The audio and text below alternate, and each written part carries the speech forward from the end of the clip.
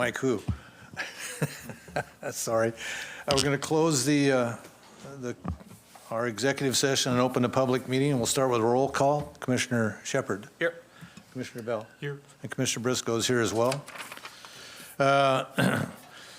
Marine Advisory Committee, the MAC, will meet on May 13th. Ooh, unlucky day. May 13th at 6 p.m. The Port Administration Office, Harbor Center Commission Chambers, which is where we're at. In person only, no Zoom. The Bellingham International Airport Advisory Committee, the BIAC, will meet June 26th at 4 p.m. You can Zoom to that. And that link is on today's agenda or on our website with the meeting IDs and so on and so forth. It's in person, at the ARF station in person if you wish to go there on 2005 West Bakerview Road, Bellingham. Let's see, and then we're going to go to, a reminder, the May 20th, 2025 commission meeting has been canceled, and the next meeting will be on June 3rd, 2025. My fault. I have a graduation in Arizona for a grandson to go to, so my commissioners generously allowed me to do that. Thank you. And we have public comment.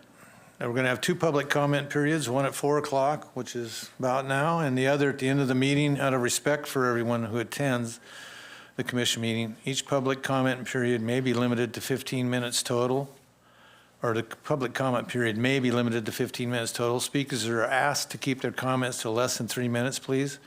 And please feel free to submit further comments in writing. And with that said, do we have anybody online? No? Okay. We have Vincent Kelly. Is it Kelly? Vincent, is his last name Kelly? Come up to the mic, please. The location of where you live and so on and so forth, please. Yeah, Vincent Kelly is my name. I live at 4298 Kansas Street in Bellingham. Thank you. Don't have much to say. I'm looking at the best opportunity in waterfront real estate, probably in the world, definitely in the country. The folks from Ireland were hotel operators. They were not developers. We can do better. And what it requires, I was a real estate developer in New York. I owned apartment buildings in Brooklyn, Manhattan, and the Bronx. Started with nothing, ended up doing just fine. Came here at 40 and retired. But I see something that I've recognized. And what needs to happen is people with a better skill set for this need to be invited. My take on this is you're going to go to a gunfight, get a gunslinger to go with you. Thank you. Noted, Mr. Kelly, thank you. And if you have some ideas with your background, you could certainly write them down and forward us to them. We'd be interested in it. I'd be more than happy to do that. You can do that. Thank you. You bet. Mr. George Dyson.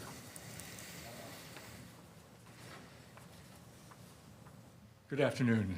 George Dyson, 435 West Holly. And surprised, I'm going to say a couple words about the sort of finally you guys get into the breakup with Harcourt and good work. And I preface all this by saying I know these mistakes were not on your watch and you're doing the best to recover from it. And I've waited 11 years to make this comment, so everything comes to the man who waits. So 11 years ago, we were still in the midst of, depending on how you count, it was either 9 months or 6 months of an exclusive negotiating agreement with Harcourt, which was all done in secret. So this was like sort of 16 months to develop a prenup for a marriage when nobody knows what's going on. And July 22nd, 2014, there was a public meeting where sort of halfway through the prenup negotiations, there were a few things were revealed, and the whole community turned out. We'd had the Waterfront Futures Group, the Waterfront Advisory Group, all the knowledgeable people in the community had put input into what we should do. And the morning after that meeting, I wrote this, I think, 3-sentence email to Tim Johnson, the editor of the Cascadia Weekly at that time, and Bob Simmons, who's from King 5, who moved here, retired right up here behind us on the bluff. So, wonderful collection of our local living treasures who have not given up hope. These are people who are still hoping for a public development authority to manage the project, not to sell it off.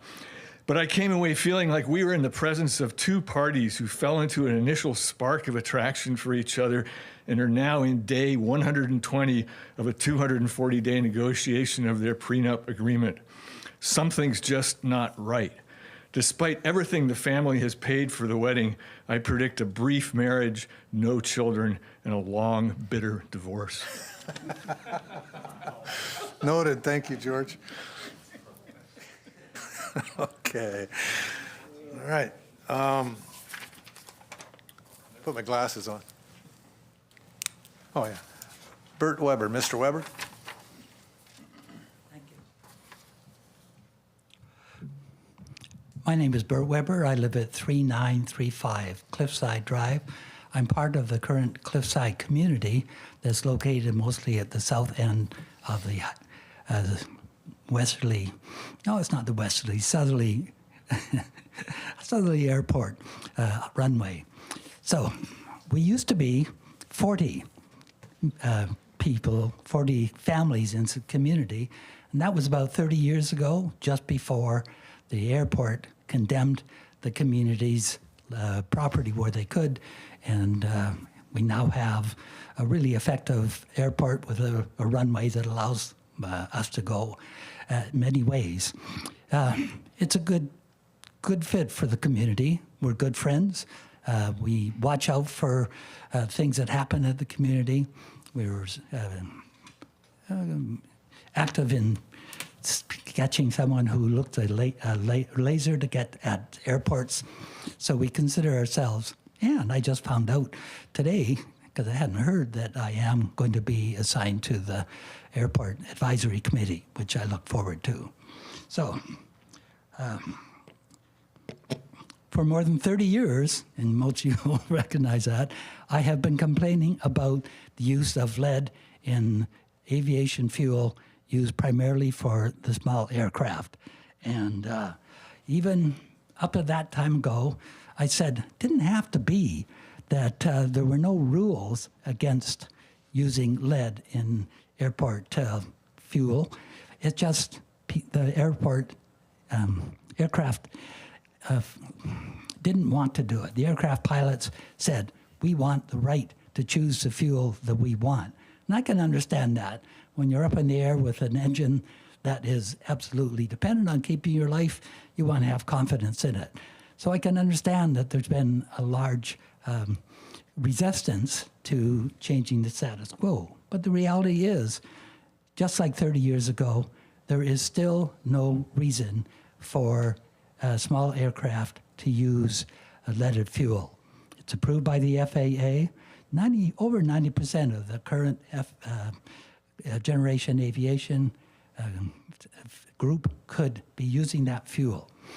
When I talked to you here about a year ago, maybe, the general consensus, particularly of the commissioners, was, well, we don't have any evidence that there is lead in the ground or in the aircraft or in the air of the airport.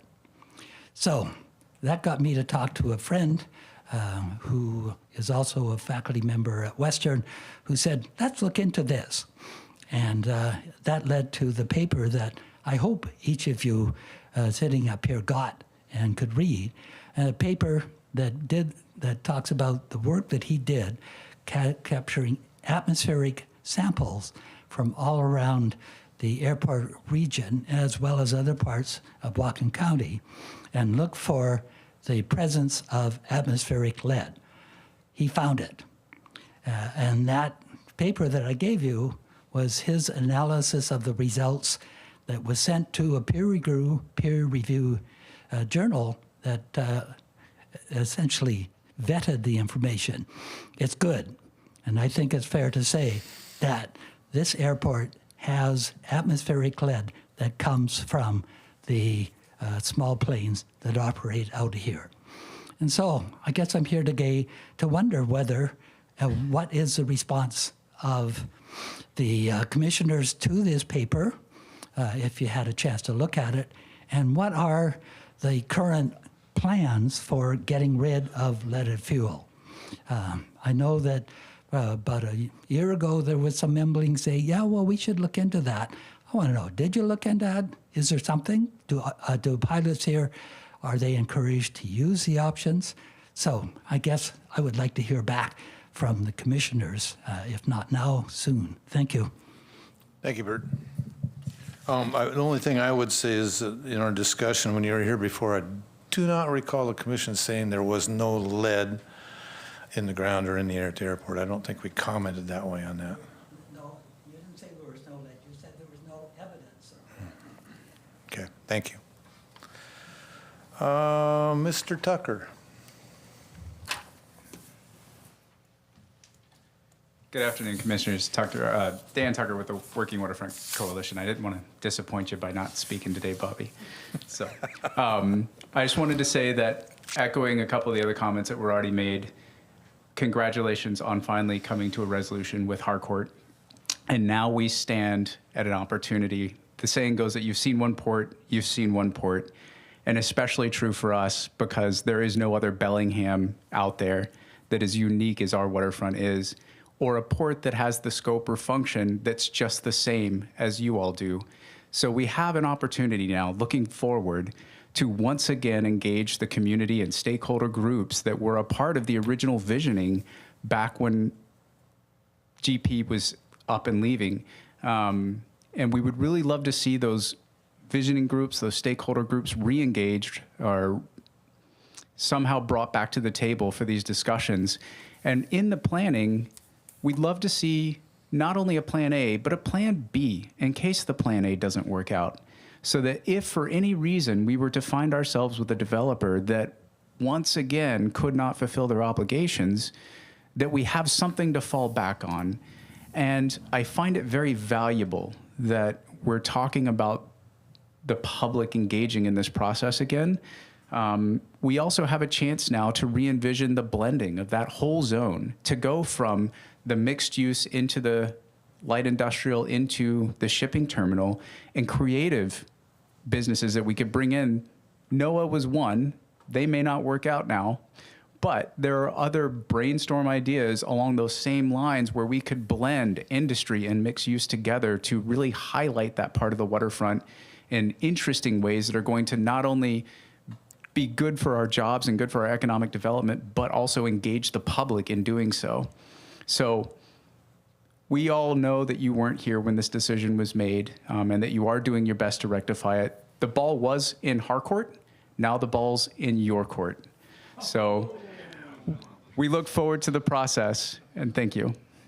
Thank you, Dan. So that's the only folks I have on the list I have in front of me. If there's someone here that would wish to give public comment, you may step to the mic and give us your name and address. And Starting the timer. I'm Andrew Shelton. I'm speaking as a private citizen, not for the coalition. Sorry you've already heard this, but every time I ride my bike past those condos, it just makes me furious. I know it's not your fault, but now you have this lovely, you've been given a second chance, all of us. It's like thrilling to think about the Sailor's Landing Park. I mean, Michael, I'm gonna steal your idea here. Like Commissioner Shepard said, the heart of Bellingham could be here. And now we have a chance. That was super inspiring. I was like, wow, that's great. Like that, I just visualize everyone gathering down at the waterfront. Those buildings are never going away, but we have a chance now to just dream up an amazing facility, but for the whole community. I love mountain biking. I find it to be super dangerous. Only a certain set of people can go do that. Everyone's stoked in the pump tracks. Like, well, if you don't drink beer and mountain bike, you're out in the cold. So I encourage you to just think big. Like, I will tenaciously defend this body for spending money, hundreds of thousands of dollars, and hiring urban planners. I mean, people that can come in with fresh eyes. Talk to Maury Ingram at the WCF. I mean, there's tons of vision out there. I interviewed some of the people in the Waterfront Futures group. It was a tough spot, weird time, but I just find it thrilling to be at this moment where everyone's going to come to the table. There's been tons of acrimony with all these different parties. It's just, this is an opportunity to bring everyone back. And like, okay, we're all gonna chip in. We're gonna go nice and slow. You know, slow is fast. I learned that fishing after going too fast and screwing it up and getting my net tangled and making all the bad mistakes that any rookie fisherman makes.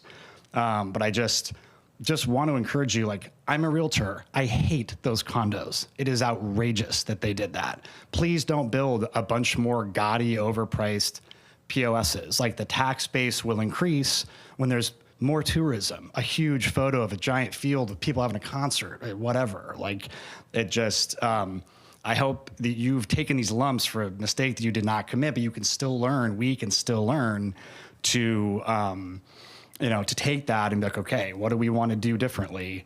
So I will be up. I'm not going to curse or be inappropriate. I'm going to be here a lot, commenting, helping with the Waterfront Coalition. If there's a new Waterfront Futures group, sign me up. I'll be there. I want to help get this done because I'll have to look at it every day for the rest of my life, as will everyone else in this county and this, you know, Western Washington. So please dump Harcourt, and thank you for your time. Thank you. Anyone else? I saw someone else. Yep. Name and place of residence, please. Aloha, my name is Ryan Bowman. I live in Bellingham, Washington. Wisdom, the quality of having experience, knowledge, and good judgment. I think we've had a lot of experience here at the port with Harcourt, as people have expressed, and great opportunity and great judgment on your part to break away from that. We also have a lot of experience with industrial pollution. We have 12 active sites that are currently costing us to clean up because of poor mistakes in the past and poor judgment. So moving forward, as people are expressing, it'd be nice to see a collective effort to have better judgment.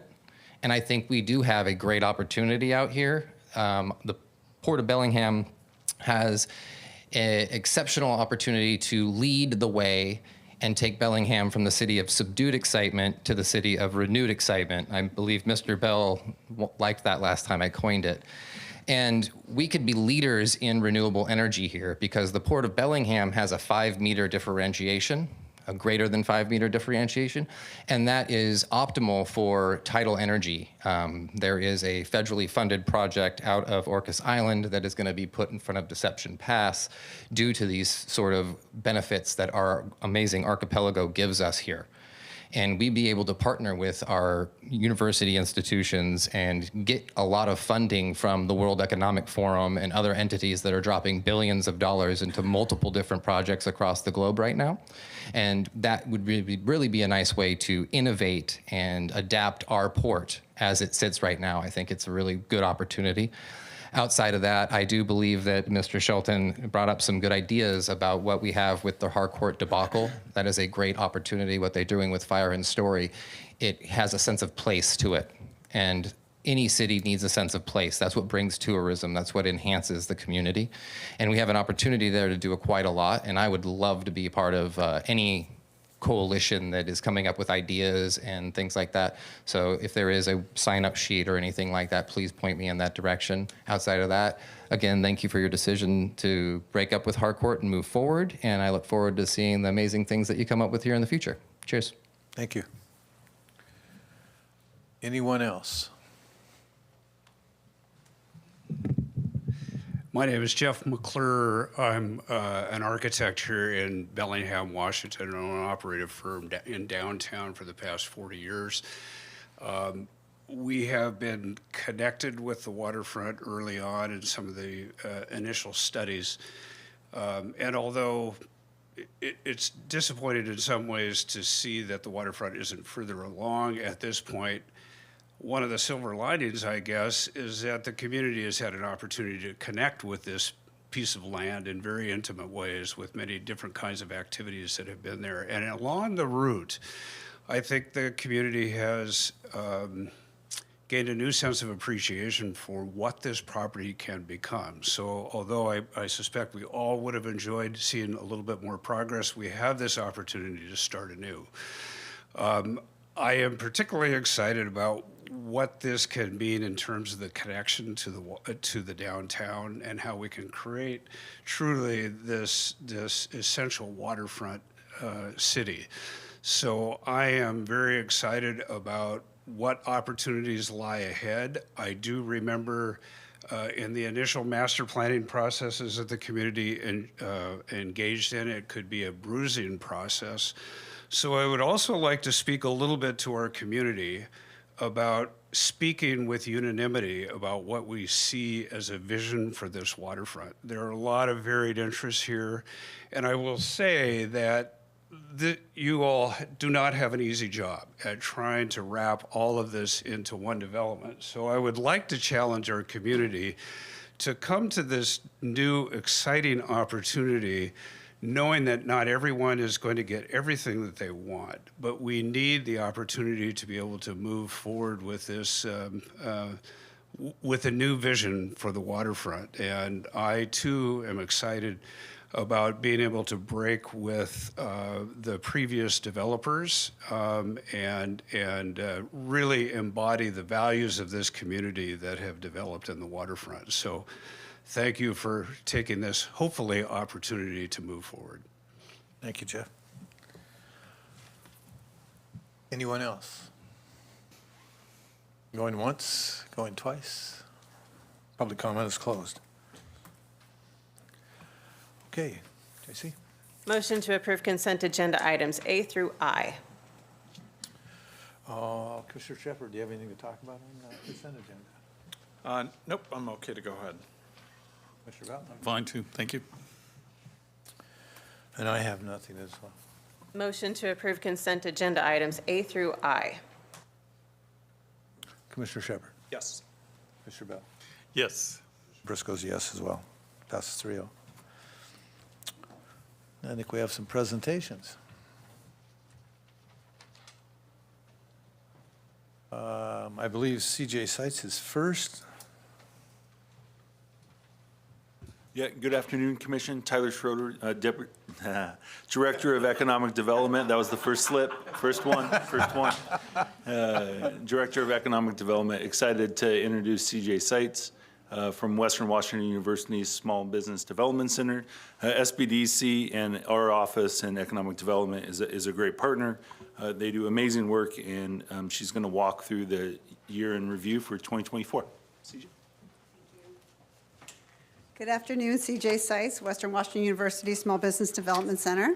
It's a pleasure to be here with you today. So we are talking about our 2024 annual report. We realize that things have changed a lot in our operating environment in this new year, so we'll take some time at the end to talk to you about what we're seeing right now and some of the challenges that we'll be facing in the future. So all of you know what we do, that we're at the Small Business Development Center. We are a team of entrepreneurs with advanced business education that help people thrive in their businesses and their lives. We do this primarily through our one-on-one confidential business counseling, and we also act in the community as the strategic advisors and in some education roles. We'll talk about that in a little bit. As a reminder, we are a federal program of the Small Business Administration. We're hosted by Western Washington University, and we are required to work in our communities with our economic development providers. And I wanted to thank you all for their continued financial support. It's pivotal for our program. Although we are a federal hosted by Western Washington University, 100% of our work is in the community with small businesses that are located in Whatcom County. So we're going to walk you through some of our data, and then we're going to talk a little bit about their program effectiveness. We're going to spend some time talking about our partnerships. We wouldn't have been able to do nearly the amount of work we did this year without them, and then we'll move into some client stories. So this is your certified business advisor team. There's 5 of us here working, and although we all have a similar education, but we've also had careers. So some of us have expertise in agriculture, some of us have expertise in digital marketing or finance, and so we do come together as a team to help clients the best we can. Not pictured here is our support staff, and I would be remiss without really calling them out what they do for the SBDC. With both Laura and Elijah, They help with all of our funding and our forecasting and our compliance and our audits and all of our data. And then one of the biggest things they do for us is they take all those incoming calls from the entrepreneurs in our community, and then they decide if they're going to answer them or they're going to refer them or schedule them. The amount of work that they do is incredible, and it allows these 5 people to maximize their work with the businesses. It's an incredible amount of work that they get done. All right, jumping into numbers. So 2024, was a record number. We served 572 businesses, and these are the businesses that we actually enrolled in our program, and they sat down one-on-one with a business advisor. So the main reason we think that there was this big jump is because of fruition of some of the community work that we've been doing for a couple years, primarily in the agriculture sector, and then also with some of our Latino-owned businesses that prefer Spanish speaking. The other big jump we'll talk about a little bit more is our buy-sell. It's increasing, more and more work in that field, which is great. We want to keep and retain businesses. So counseling by industry, this is something you've asked for in the past. The biggest, we did some analysis from 21 to 24, and the biggest growth in the portfolio is professional and scientific, healthcare and construction. Food services and retail have been fairly stable, and then the service establishments, there's a huge fluctuation. We're not really sure why. My gut is that they've had a little bit harder time as of late, and they've needed some more assistance. Counseling by topic. So startup assistance stays really big since COVID. COVID, we saw so much operational changes and consumer behavior changes that in those times of disruption, it spurs on innovation and different ideas. How am I going to solve a problem differently, or is there a new problem that I can bring a solution towards? So we see a lot of those folks. Managing a business is somewhat of our catch-all of when we don't have a specific category there. We spent twice as many hours in 2024 as compared to 2021 on buy-sell. And this is good. It's this intensive work. It can take a couple of years, a lot of succession planning and just brokering deals. It can take a lot of time. And then financing has doubled also. My favorite slide is so what's our impact? So last year we helped 31 businesses get started or purchased. So some of that startup work that we do, it doesn't come to fruition, right? Somebody might come in with an idea, and we help put some numbers to the idea or do some market research, and they decide it's not a good idea. We count that as a win, but our funders, SBA doesn't necessarily count that as a win. So we're proud of that work too, is helping people make informed decisions. The next figure there is our client portfolio. So all of our clients, $206 million in sales that they represent, and over 1,700 jobs. Keep in mind, this is all survey response data, so it's just a piece of the pie. It's not in total of what we do. And then again, in 2024, our advisors helped clients secure 67 capital investments totaling $7.8 million. And when we look at return on investment, for every local dollar that is spent on our program, we're returning that $25 in capital investment. So beyond advising, we helped 84 clients by accessing our webinars. Some of them are on demand and some of them are live. For example, probably not going to be a big surprise that we've had a lot of L&I compliance questions lately. So we just did a webinar on that one. We had 11 clients do in-depth market research projects. Another big part of our work we don't really talk about enough is our referrals to professional service providers. So we're required by program statute that we need to give 3 referrals for every time we want to refer into the community. So 3 lawyers, 3 bookkeepers, or whatever it is referring. So that's an immense amount of work that the CBAs, the Certified Business Advisors, they meet with these people, they review their work, they're adding them based on what they're seeing from our clients, and Eric Grimstead leads up that work for us. Also, for our community connections, it was I think it was over 300 of people that called us that we referred into the community for different providers or the port or the city. So things that we could just answer right away. We don't need to enroll them in our program, so we can answer those questions right away. And then pictured here are 5 Whatcom County businesses that participated in the SBA's Thrive program. It's a competitive training program, and we're really proud that our clients met those standards and got to do that. Okay, so moving on to partnerships. Partnerships has been a huge theme for us just because the amount of work that's coming our way to the whole economic development cadre of Team Whatcom. It's just been an immense amount of work and need in our communities. So one of the things that I'm proud of that we did in conjunction with First Fed and with Whatcom Community Foundation is that they started a microloan program. And it works that people that are not bankable, so they've been turned down by banks, or can access this program up to $50,000. Whatcom Community Foundation secured money through donors so that they're collateralizing these loans.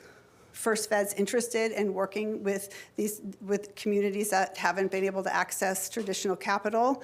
But it's really expensive for a bank to do that, right? It's expensive to underwrite all these loans and to do all the research, especially if there's something missing, right? If there's the credit report isn't great, or something's up with their taxes for 1 year, or you don't have enough credit. And that's where we come in. We do all that back-end credit analysis, and then we can go ahead and support the loan and say, yeah, we think there's enough there for this loan, working with a community foundation. So we do all that back-end work. We are piloting it. We're pretty close to being done working out the kinks, so we're really excited to bring that live so more people can access that program. Another opportunity that we've been working on is having our local businesses purchase more locally with our anchor institutions. This is something I think we've talked about before, really wanting us to spend our money locally. We did a pilot with Western Washington University, where we worked with them on what are some of the hang-ups, how come we can't work with smaller businesses or local vendors. So they looked at easing some of their insurance requirements. They looked at funding up front to purchase materials and that sort of thing. So we were able to onboard another 30 vendors into their purchasing portal. We're excited to keep working on that and maybe take some of that knowledge into the community to do more of that. And then Apex is our government contractors. It's funded partially through the DoD, and we do workshops with them, and they are hosted in our office once a month. So they are the experts on government contracting. They brought in over $93 million to our community through small businesses.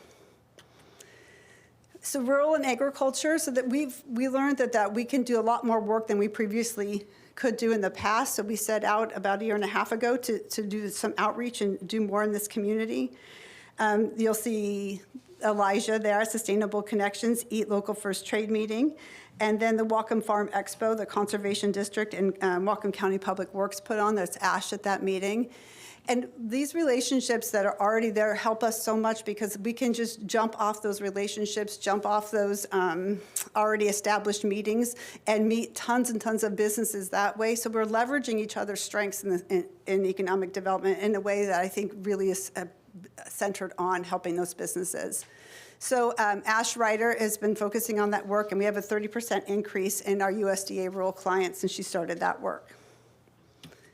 This is Dr. Liliana Deck. You met her the last time we were here, and this is a picture of her, embarrassing her. She wanted a Presidential Exceptional Effort Award from Western Washington University for her efforts to develop and test innovative methods to reach and serve small businesses who are unfamiliar with the Small Business Development Center. These efforts broadened our client portfolio to better reflect Whatcom's small business community and help foster a sense of belonging among new entrepreneurs. Her work is reflected by 23% of our portfolio is directly from her work. So, client stories. As you know, all of our work is confidential, but the best way for us to tell our stories is to tell our client stories. So these stories of our clients, they've given us permission to share them. First is going to be Eric Grimstead. He's going to talk about 2 of his clients, and then immediately after that, Dr. Liliana Deck will come and talk to us about a few of her clients. Eric Grimstead, Certified Business Advisor at the Small Business Development Center. I've had the privilege of doing the job for about 18 years. I started with a full head of hair, for full disclosure, when I started this job, so it comes with some risks. So actually we're going to feature 2 client stories. One's a client of mine. The other one is a client of my colleague, Sherry Damon. So Sherry's worked with the owner of the Lost Co., which is a bike retailer. This is an example of kind of our ongoing continual work with clients. Our work typically falls into two buckets, either long-term ongoing relationships or episodic a business presents with either a problem or an opportunity and they need some help. So this example is one of those long-term success stories. So Sherry has worked with the owner to work on a lot of facets of the business, from inventory management, debt reduction, employee productivity, succession planning, all to keep the business growing and growing here in Whatcom County. And so the testimony here, can't quite read it just because I didn't put my glasses on. Business would not be is where we are today without Sherry's help. So that's a great testimony to the kind of work that our colleagues will do. The next example is a little bit different. This is a little bit more on the episodic nature. So Fairhaven runners, any runners in the audience? A few, okay. So this is a little bit of that succession story, keeping the businesses here. So Sierra and her husband Dylan were referred to us by one of our banking partners when they were looking to purchase the business where Sierra worked. So oftentimes when clients present to the banks, they look for some money. The bank will say, well, what's this business going to look like after we give you this money? And the entrepreneur might say, well, I don't know. Where could I get some help with that? So the banks will often refer those folks to us. So I worked with these folks to work on projections, which would then show what the business looks like after acquisition with new debt service in place that was not in place prior. So ultimately, at the end of the day, we came to a successful conclusion. The business was sold, jobs were retained, and that's how we count our successes. Thank you very much. Thank you.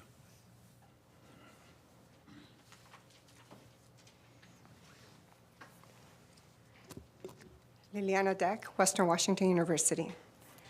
So we have a story here of Sueño Bridal, and this store had to close for 1 month due to water damage. She was already a client of mine, so we had built a relationship based on trust, and this allowed me to provide help during the crisis of the closure.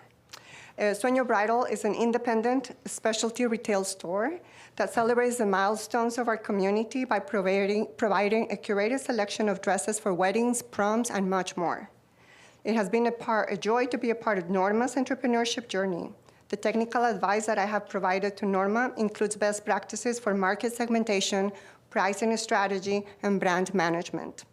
This has resulted in the store's improving the store's digital presence, which expands to the customer base in Canada.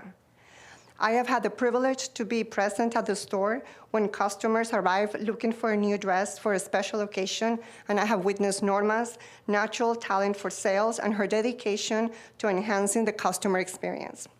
We are fortunate to have an independent store like Sueño Bridals in our small community. Primavera Farm was one of the 15 clients of ours who received funding to purchase capacity building equipment through the Northwest Connect Business Accelerator Program. This grant allowed Aníbal, the owner of Primavera Farm, to buy a refrigerator truck to preserve his produce between harvesting and the delivery. Primavera Farm is a perfect example of the strength of our community coming together. In one client, we can see the impact of 4 different organizations that are committed to this community. Northwest Workforce Council managed the grant to buy the truck. Sustainable Connections hosted the trade meeting where Aníbal met the vendors. The Bellingham School District was one of the buyers of the tomatoes and increasing Primavera's farm sales by 75%. And as Western Washington University that provided the technical advice and the access to capital to facilitate the coordination of farm to table and access to capital, so Aníbal, the small business owner, can provide fresh tomatoes for the kids in our community. So this client for me captures our technical work, our strategic partnerships, and our strong community.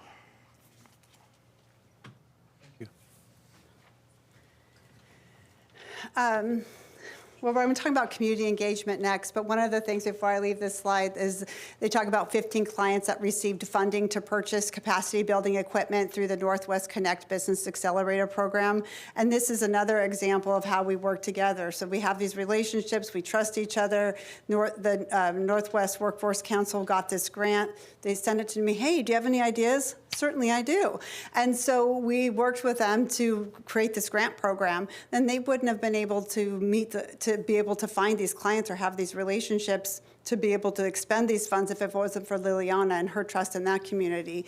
So I forgot how much funds we got up. I think it's nearly $200,000 of funds that we put out in the community with that. Question. Yes, sir. Did we not meet that young lady last year here? Did she not bring her truck? Is this Primavera Farms? Is this the same? No. No? I thought they had a refrigerator. It's a man. It's a male that owns the Primavera Farms. You didn't through us. Maybe you did through another presentation. Bacon, I guess. Thank you. Perhaps, yeah.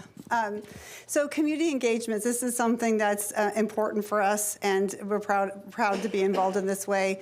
So we do things, I sit on the Business and Commerce Whatcom County Advisory Committee. Tyler oversees the SEDS, and I sit on that review committee. Liliana is with the Latino Advocacy and Leadership Association. Those are just a few examples of how we serve the community. Also, these trusted community relationships, I don't think we talk about it enough, how intertwined the economic development community is and how much we rely on each other and trust each other's relationships. And one of my best examples with this is the story that Liliana just told. And this farmer was going to lose this crop. And so she's been calling around, what are we going to do? We don't want to lose this crop. And so Sustainable Connections connected us with people in the school district that were able to help this farmer. Well, we didn't have those relationships. It would take us years to carve out that sort of trust in all these different communities. So it is really vital that we're working together, and we truly are working together quite well. So this is the fun part. Our trends moving into 2025. I think that we're all probably getting a lot of questions about what we're seeing. So I'm going to just, I wish I had some really fun news, but we do have a little bit at the end. But the cross-border traffic, we know month over month, March and April was down 52 to 51% of Canadian vehicles, passenger vehicles coming over the border. We work with Lori Troutman from the Border Policy Research Institute, and so we know that those are passenger vehicles. We're not seeing that in trucks yet. Obviously, that's creating crisis in our border communities, that loss of that Canadian customer.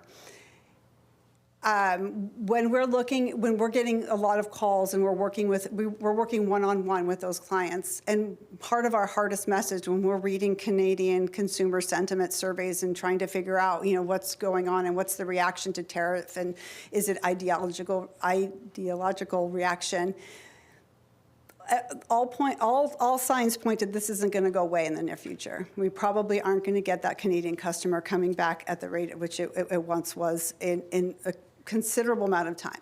So our message really is that we hope businesses come to us as soon as possible and don't sit around and wait, that we can, do some strategic moves off that.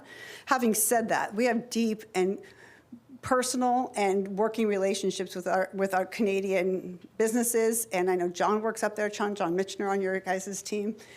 The sentiment is we're still hearing really good, like neighbor to neighbor, customer to customer sentiment, but that consumer power, it's not looking, it's definitely going to be affected for some time. So in response to that, Tyler Schroeder and I and Dr. Lori Troutman from Western and Dr. Hart Hodges from Western have starting to create a task force so that we can get all the information and data in one place. It'll be hosted by BPRI at Western. And I'm sure Tyler can fill you in on that as we gather more of that information. Also, there's concerns about tariffs. So I want to be clear that these issues, they intersect a little bit, but they're also entirely different. So Canadians coming over to consume and gas and groceries and go to Costco and the mail services, That's a little bit different. We don't think that we've begun to see the effects of tariffs yet. We think in the next 1 to 3 weeks that we're all going to see the effects of the tariffs. We're only getting some messages, a little bit from our clients. They're starting to not being able to order things. People aren't manufacturing. They've stopped because they don't know there's just so much uncertainty. And then some invoices are starting to come in. So people are starting to use up all that inventory that was priced at one price. And so now some invoices are coming in that are more expensive. That's all we're seeing anecdotally from our clients so far. So we are keeping our eye on that. Of course, the increased labor costs, we've spent quite a bit of time preparing businesses for that. So, making sure that not only is our minimum wage going up, then you have compression. So we're looking at entire compensation packages and making sure that everybody feels valued at those firms. So luckily, we've doing a ton of work on that. And so our clients feel prepared. Access to capital. This isn't anything new. We've seen kind of a harder startup marketplace, but banks are businesses too. But we do have some great local options. So we talked to you about the one with the Community Foundation. They also have an impact investing fund, again, that can be accessed through the Small Business Development Center. We also have Northwest Pacific Tribal Lending, and then also the port hosts an EDA revolving loan fund, and I believe there's some capacity there. So there are, and we are all working together on those funds too. Well, all that stuff that's hard, I do want to say about the entrepreneurial spirit. It's alive. We've endured so much in this community, from COVID to the border closures to the flood, that relationships are very strong with the economic development providers in our border communities. We've weathered this before. I feel strong in that. And then also just whenever there's disruption, there's going to be innovation, right? So there's disruption now, but good entrepreneurs are looking for opportunity. So where is there a need that's not met? Where's something I can do better and different? I suspect will be in demand for quite some time. So with that, that's all we have today. Is there any questions that we can answer for you? Well, very good, as always. Your group does very well, and we're very thankful to have you in this community. Very impressed with a $25 return on a $1 investment. Those numbers always look good.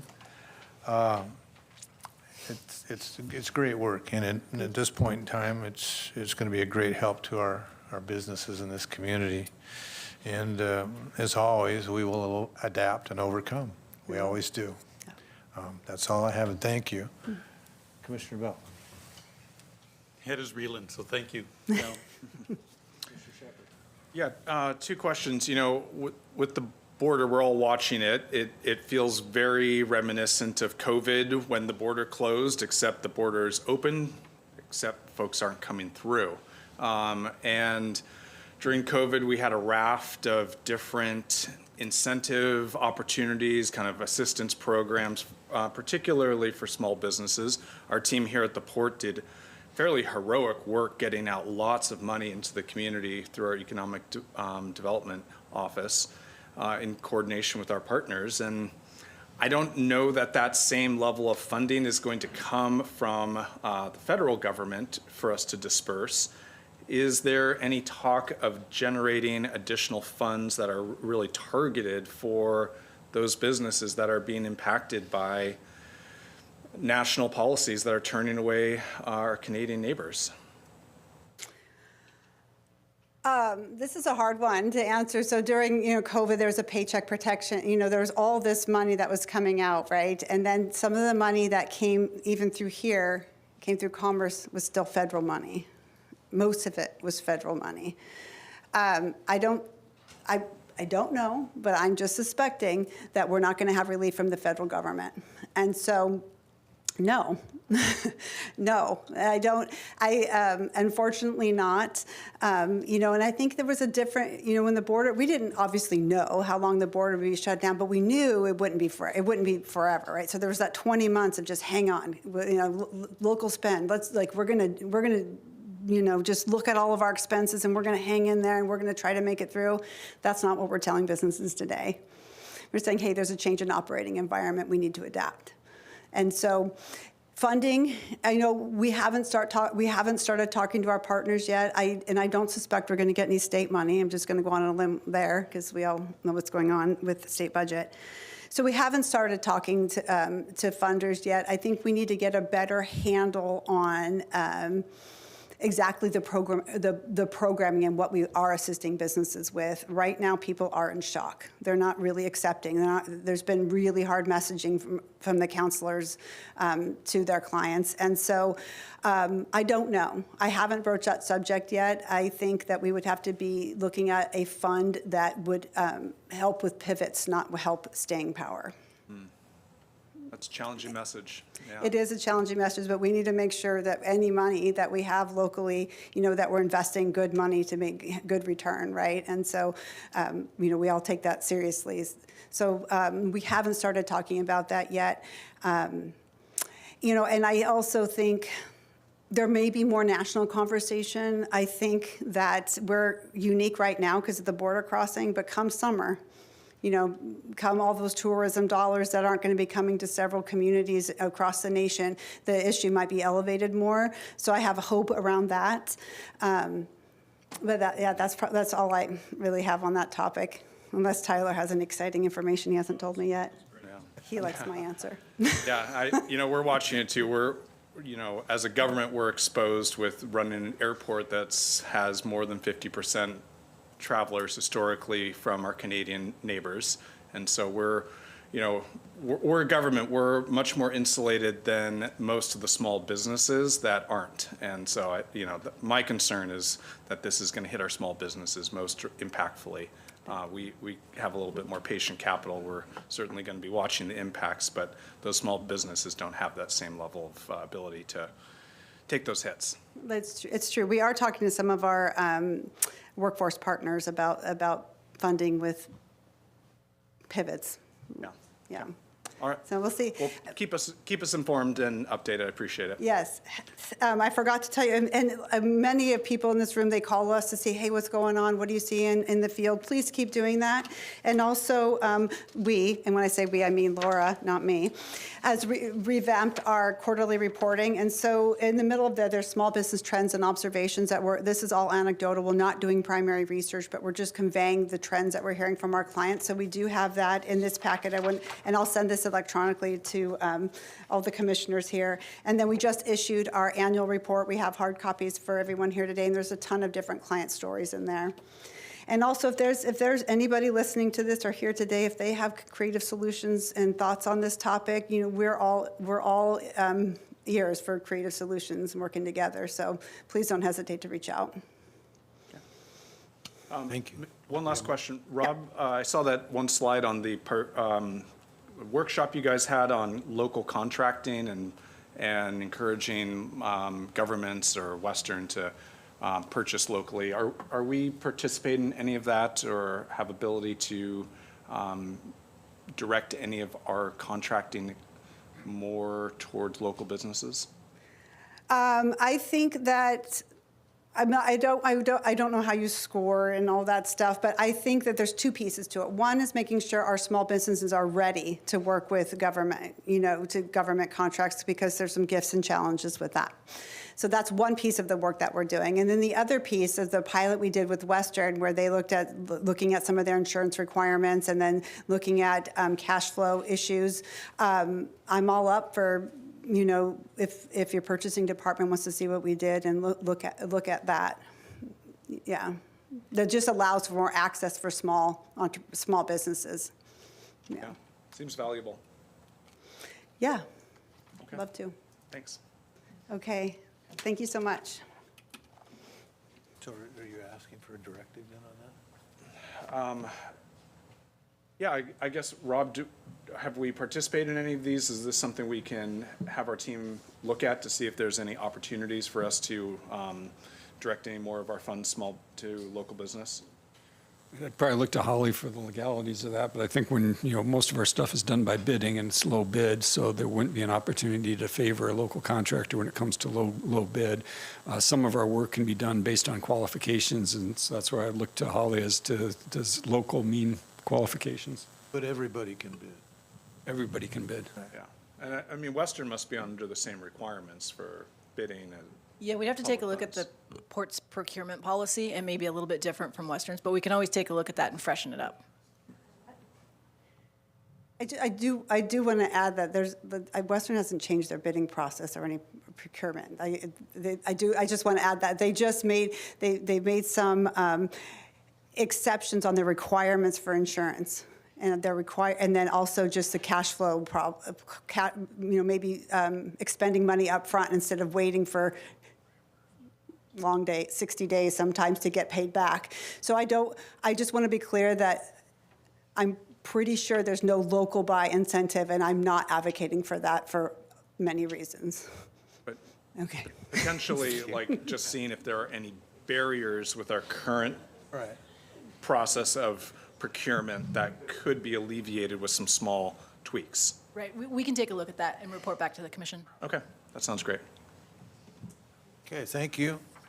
I guess the next presentation is by the Board Mill Group. Who would be introducing those? Elliot? Yeah, hi, I'm Elliot Smith. I'm the real estate director here at the Port of Bellingham. I'm just here to do the brief introduction. I do have to call out the passion in the room around redeveloping the waterfront.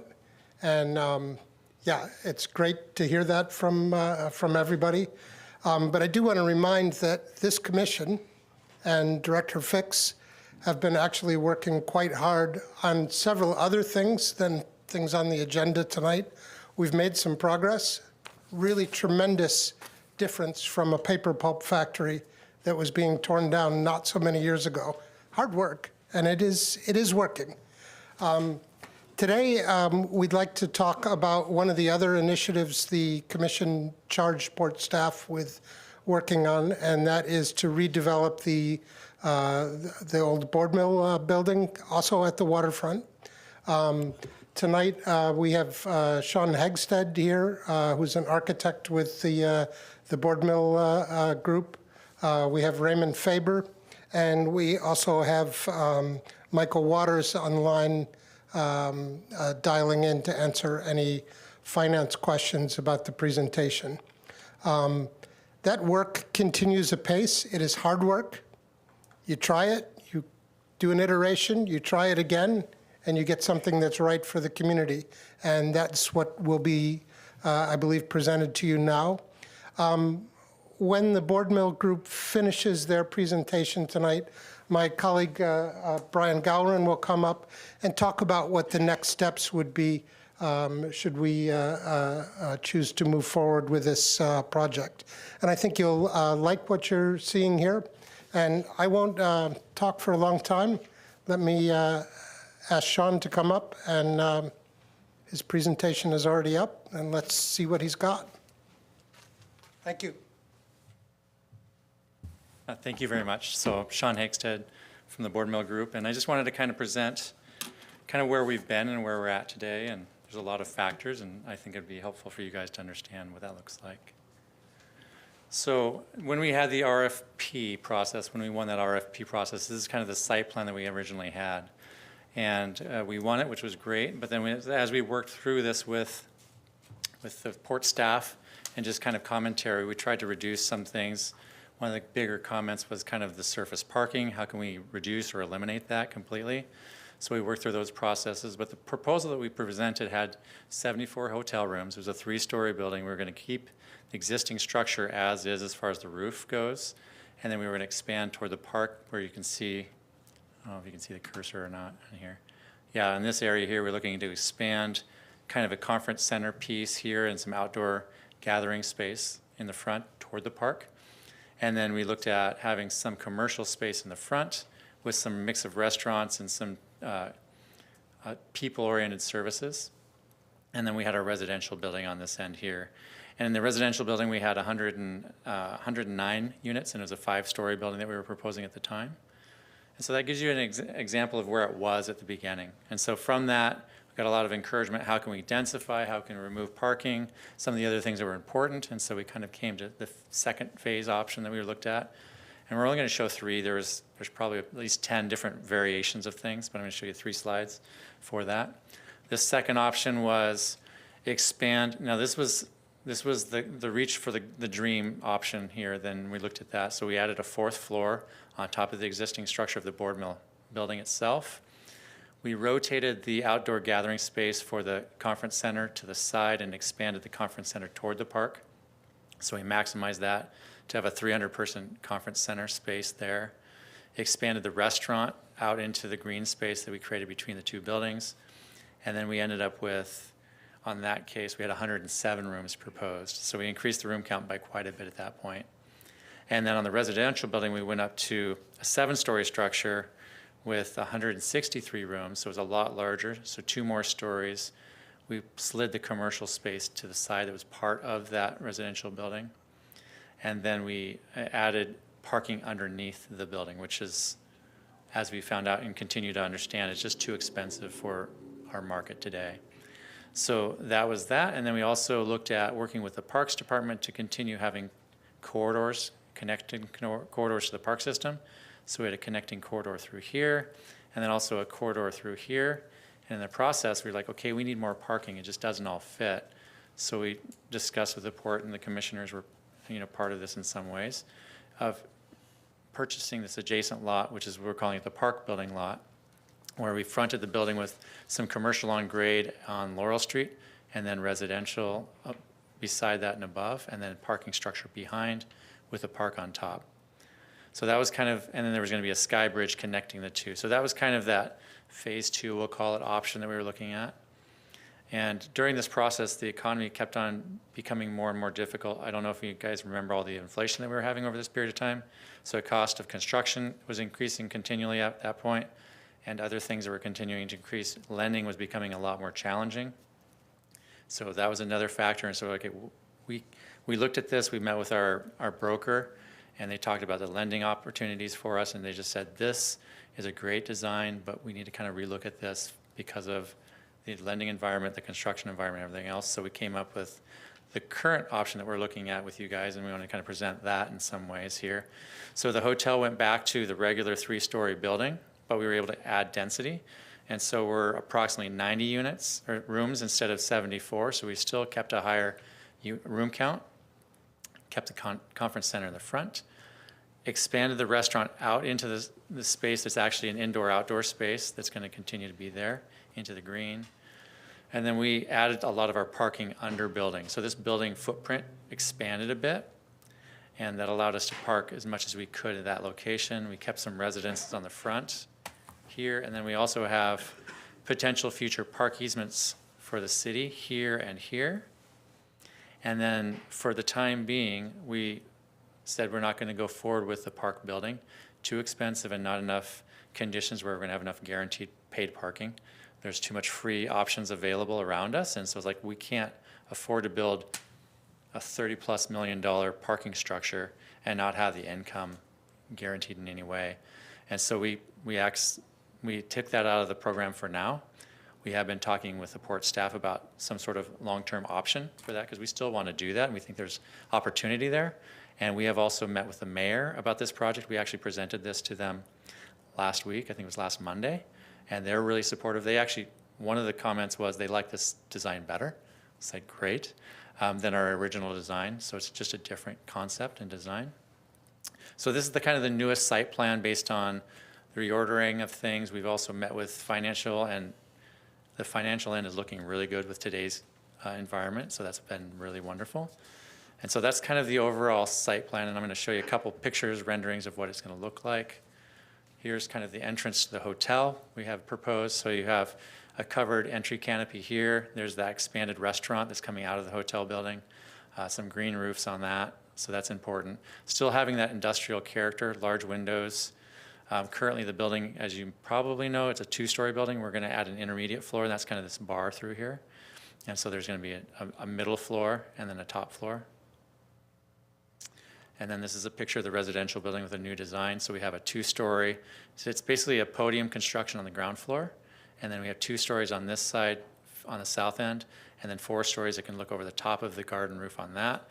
And then we'd have our solar panels. And so we kind of have this courtyard style building that has a significant amount of units. And so now we're at 152 rooms versus when we had the 7-story building, we were at 163, so about 11 rooms less. There are some smaller units than we had before, a little more affordable in that way. So that's good. Can you tell me what the square footage differential is? Between the two options? Yeah. I think this one's about the same. I don't have it in front of me. But for each unit, did they? Average square footage? Or what's your range? Well, we have a range of 3 bedrooms and studios. So we have studios that are about 300 square feet. And then we have our 1 bedroom / studio units that are kind of those pseudo studios that have kind of that room off to the side, but it's not a true 1 bedroom, right? And those are in the 500 square foot range. And then our 3 bedrooms are in the 1,100, 1,200 square foot range. So it's still, it's not crazy generous. I mean, we're not getting large units because the market's just not allowing for us to do that. So we're kind of going with what's going to work and then kind of working with the design and style and kind of the space planning for the building to make it better. And so that's kind of the overall site plan of the building. So we, like I was saying earlier, we have this park access that would be through here and through here. Discussing with the City Parks Department and the city themselves, this will help us have more opportunity in the future to potentially build this out, depending on how things are negotiated going forward for a future park building. And that's kind of one of the things we want to keep in place so that we have that opportunity later. You can also see how the solar, the garden roofs, 5-story building, and it works quite well financially. We're really happy about that as well so that we can go forward. And at this point, we're really kind of getting to a point where we want to come up with an updated agreement with the port so we can go forward with the project. Commissioner Bell, questions? Are you selling those as condos or leasing? Will be apartments at this point. We may build them as condos as far as be able to future change those to condos, but right now they're going to be apartments. So we're giving us our flexibility later on. At one point we did consider condos. As we've already talked amongst everyone else, there was a project next door that just continued to be challenging, and we didn't have the confidence that they were going to get finished, sold, and those are condos, and we didn't feel that the market was going to support us in that. One thing we heard loud and clear was that the need for a convention center. Did that shrink, or did that? Yeah, there is a 300 space in the front of the building. Did that shrink, or is it From the RFP, it shrunk. I don't know, you probably don't know, there was a new state law, or state, we'll say a rule put in place, that we can't be any bigger than 500 square feet without a bunch of tsunami inundation stuff, which I don't think we need to get into. But there are provisions now that would make it prohibitive to make it any bigger than a 500 room person space. It's challenging, but we are at 300.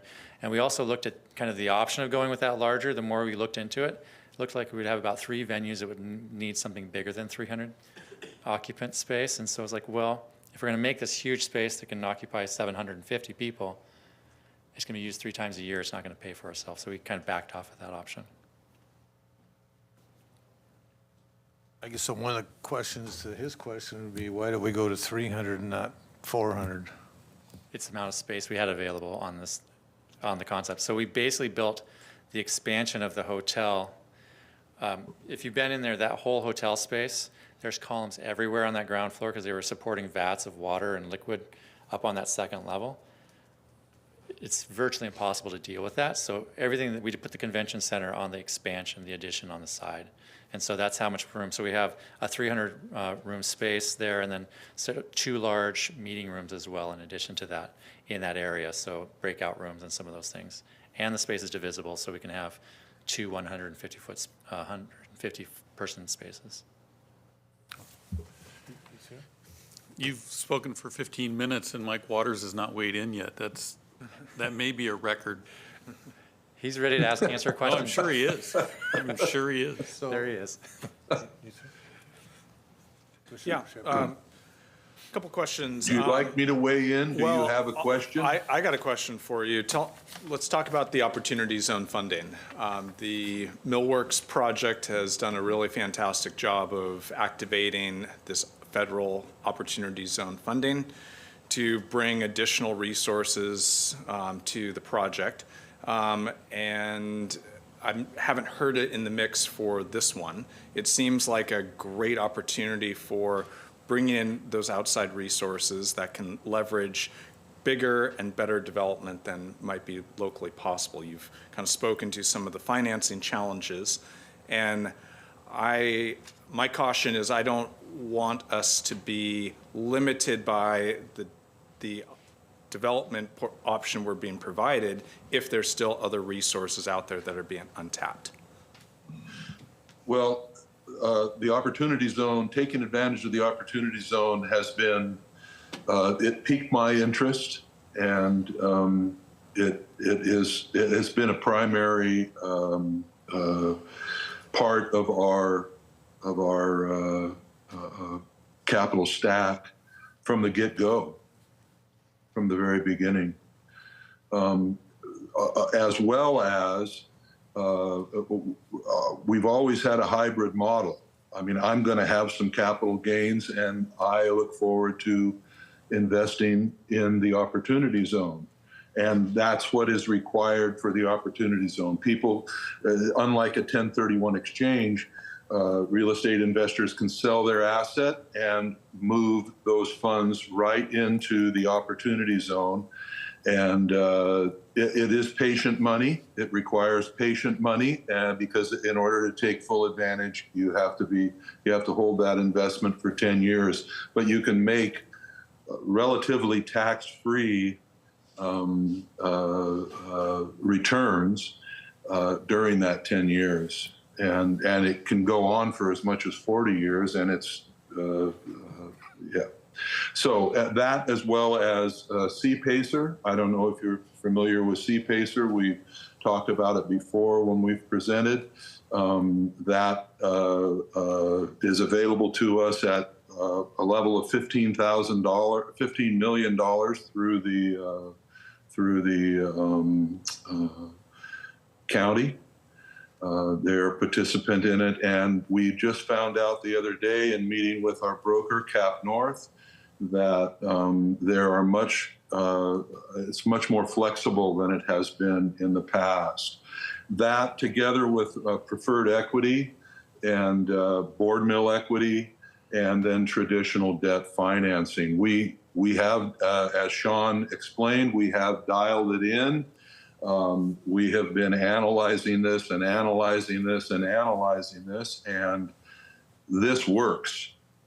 The tsunami inundation zone gave us a little bit of a fright, but we've been made relatively certain that will not impact us. So there we go. That's our financing plan. And again, Mr. Shepherd, the Opportunity Zone has been from the get-go, because that was one of the things that drew my interest. Okay, so what I'm hearing is the Opportunity Zone financing is part of your capital stack that you're envisioning. Yes. Okay. And it has been all along. And it has been, and continues to be. Yeah, and one of the things about that is if we were to go to condos, we couldn't use that. So that also allows us to stay within that Opportunity Zone as apartments. If they were condos, they don't qualify for the Opportunity Zone funds. So that's an important piece. One of the other things that's right now in front of the city council is getting the multifamily tax exemption status. And if that happens, that'll also be a benefit for us as well. We'd likely go to the 8-year option available for that. So that'll be a financial assistance as well. And that would be the city returning that benefit to multifamily on the waterfront, because they took it away initially thinking that it would all be high-end condos. Okay. Do you have a price range that you're thinking about where these units would fall into the market? One of the things that I really liked about the park building, the garage, was it was going to be wrapped with units that some were going to be pegged for affordable housing. I'm a fan of affordable housing mixed into every development possible that we have. And so we clearly have a need. And anytime we're doing projects, I always am interested in seeing where they're going to peg for affordability, and can we build any affordability into new development? Well, if we just found out that there are a number of, south of us, there are a number of projects that have qualified, but they are specifically for people 80 to 110% of the poverty level. And that has, the banks and other financial institutions that we'll rely on are buying off on that. Currently, in order to be affordable, it's somewhere in the neighborhood of 60%. And so it just makes it prohibitive. We shared this with the mayor and with her team the other day when we met with them, and there are possibilities. Our Cap North, our broker, has funded a couple of different projects that were affordable, but at a certain level. So we're paying great attention to that. Okay.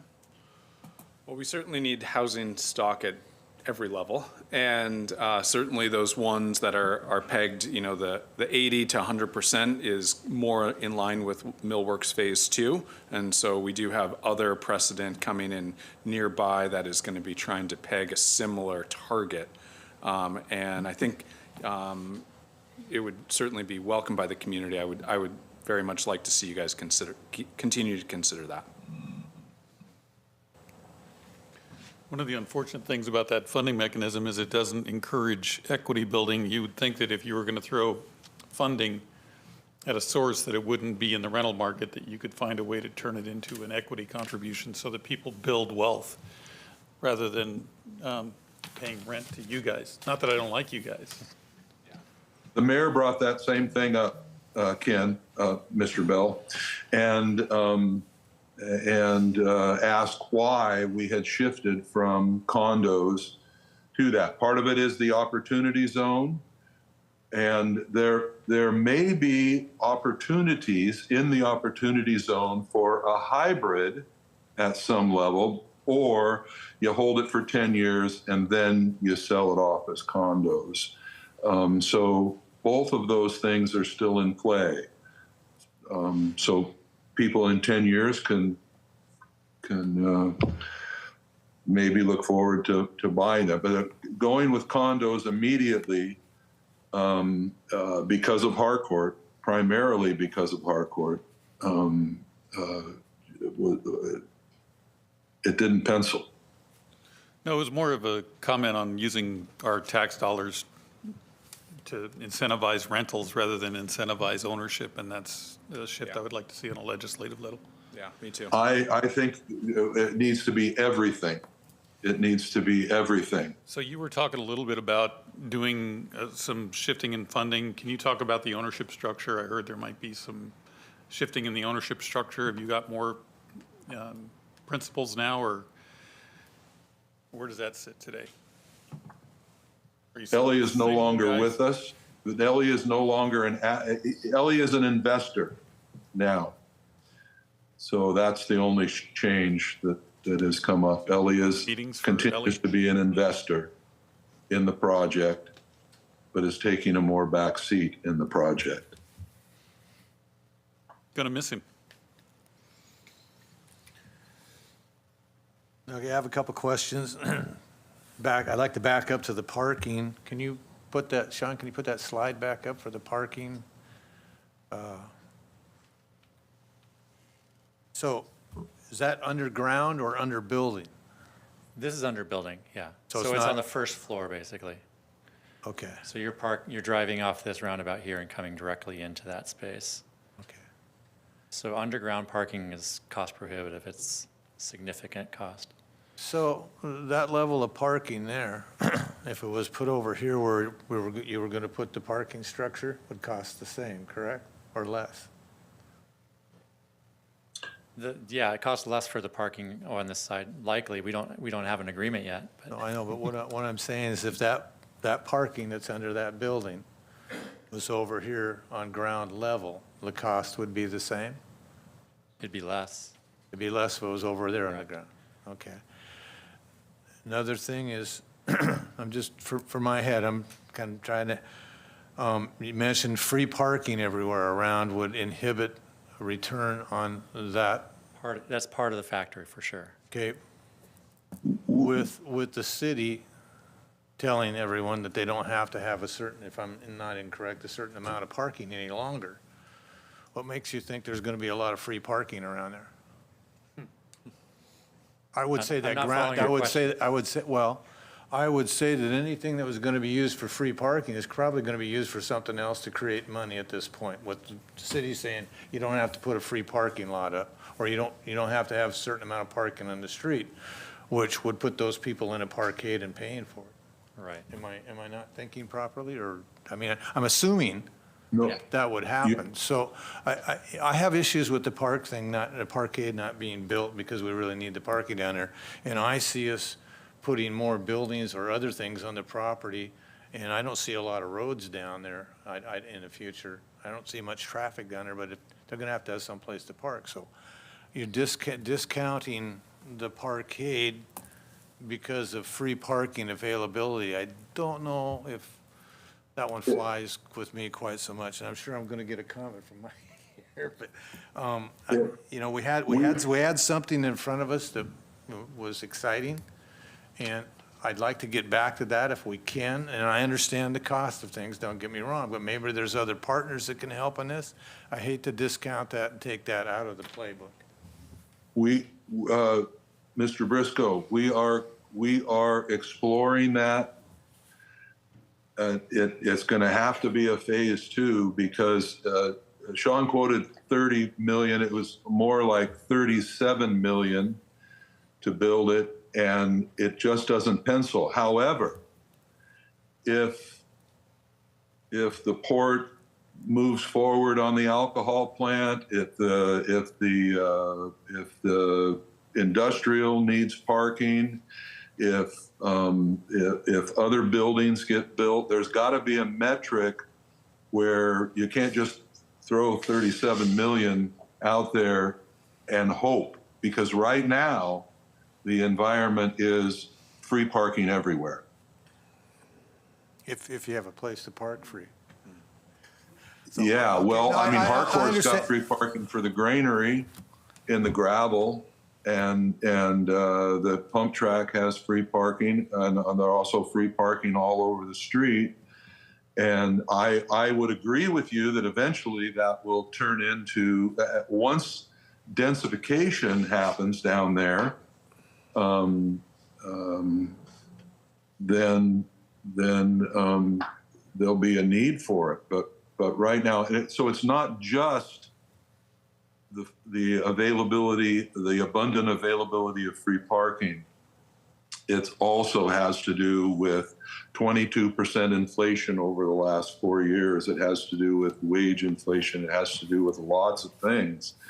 And, wages aren't going to go down, but building materials have started to go down and that type of thing. So, we'll see we'll see if we don't get lumber from Canada, although I am proud to say that the last several buildings that I've built were built with lumber from Oregon, from companies that I planted trees for from the time I was 12 years old.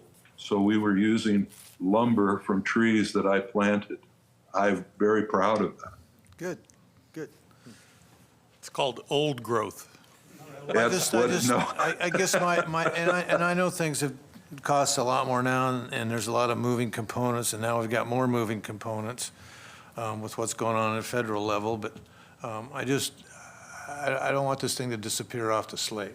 If there's a way we can get together as the port and you guys and maybe the city, somehow get that thing off the ground, because I really think it needs to go at the same time your hotel does. I really do. I think waiting's a mistake, but it's monetary. It's how the money can come together. I get that. Maybe you guys don't have to be the sole players in the project. That would be wonderful. The city has a certain rubric for when they are ready to build a parking structure or something like this, and or begin even building the parks surrounding us. And that's an enormous amount of square footage down there, which isn't materializing anytime soon. Okay. The solar on the residential roof is facing the north. How much pitch is on that roof? Does that really work with that? Yeah, it's a 112 pitch on that roof, and on my own house, I have solar panels facing east at a 312, and it's fine. The efficiency of solar panels are so much better, and they can catch that light a lot better now. It's not 100% what a south facing would be, but it's quite good. Okay, all right, thanks. That was my only other question. Any more?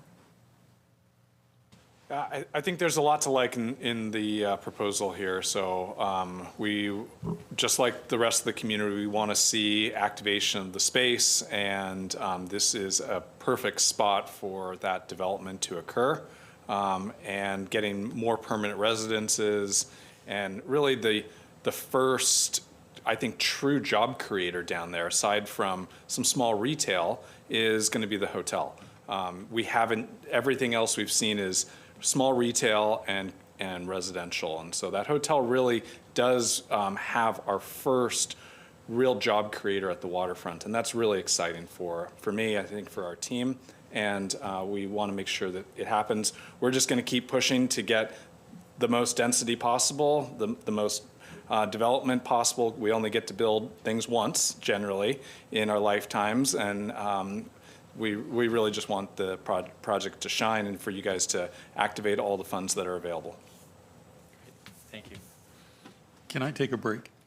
Yeah, thank you. Yeah. Anything else from you guys? Okay, Ryan, should we? We can come back and come back. We need to take a 10-minute break here. Sounds good. I need to take. Just Columbia Hospitality stated that that about 125 jobs. All right, I like that. Thank you.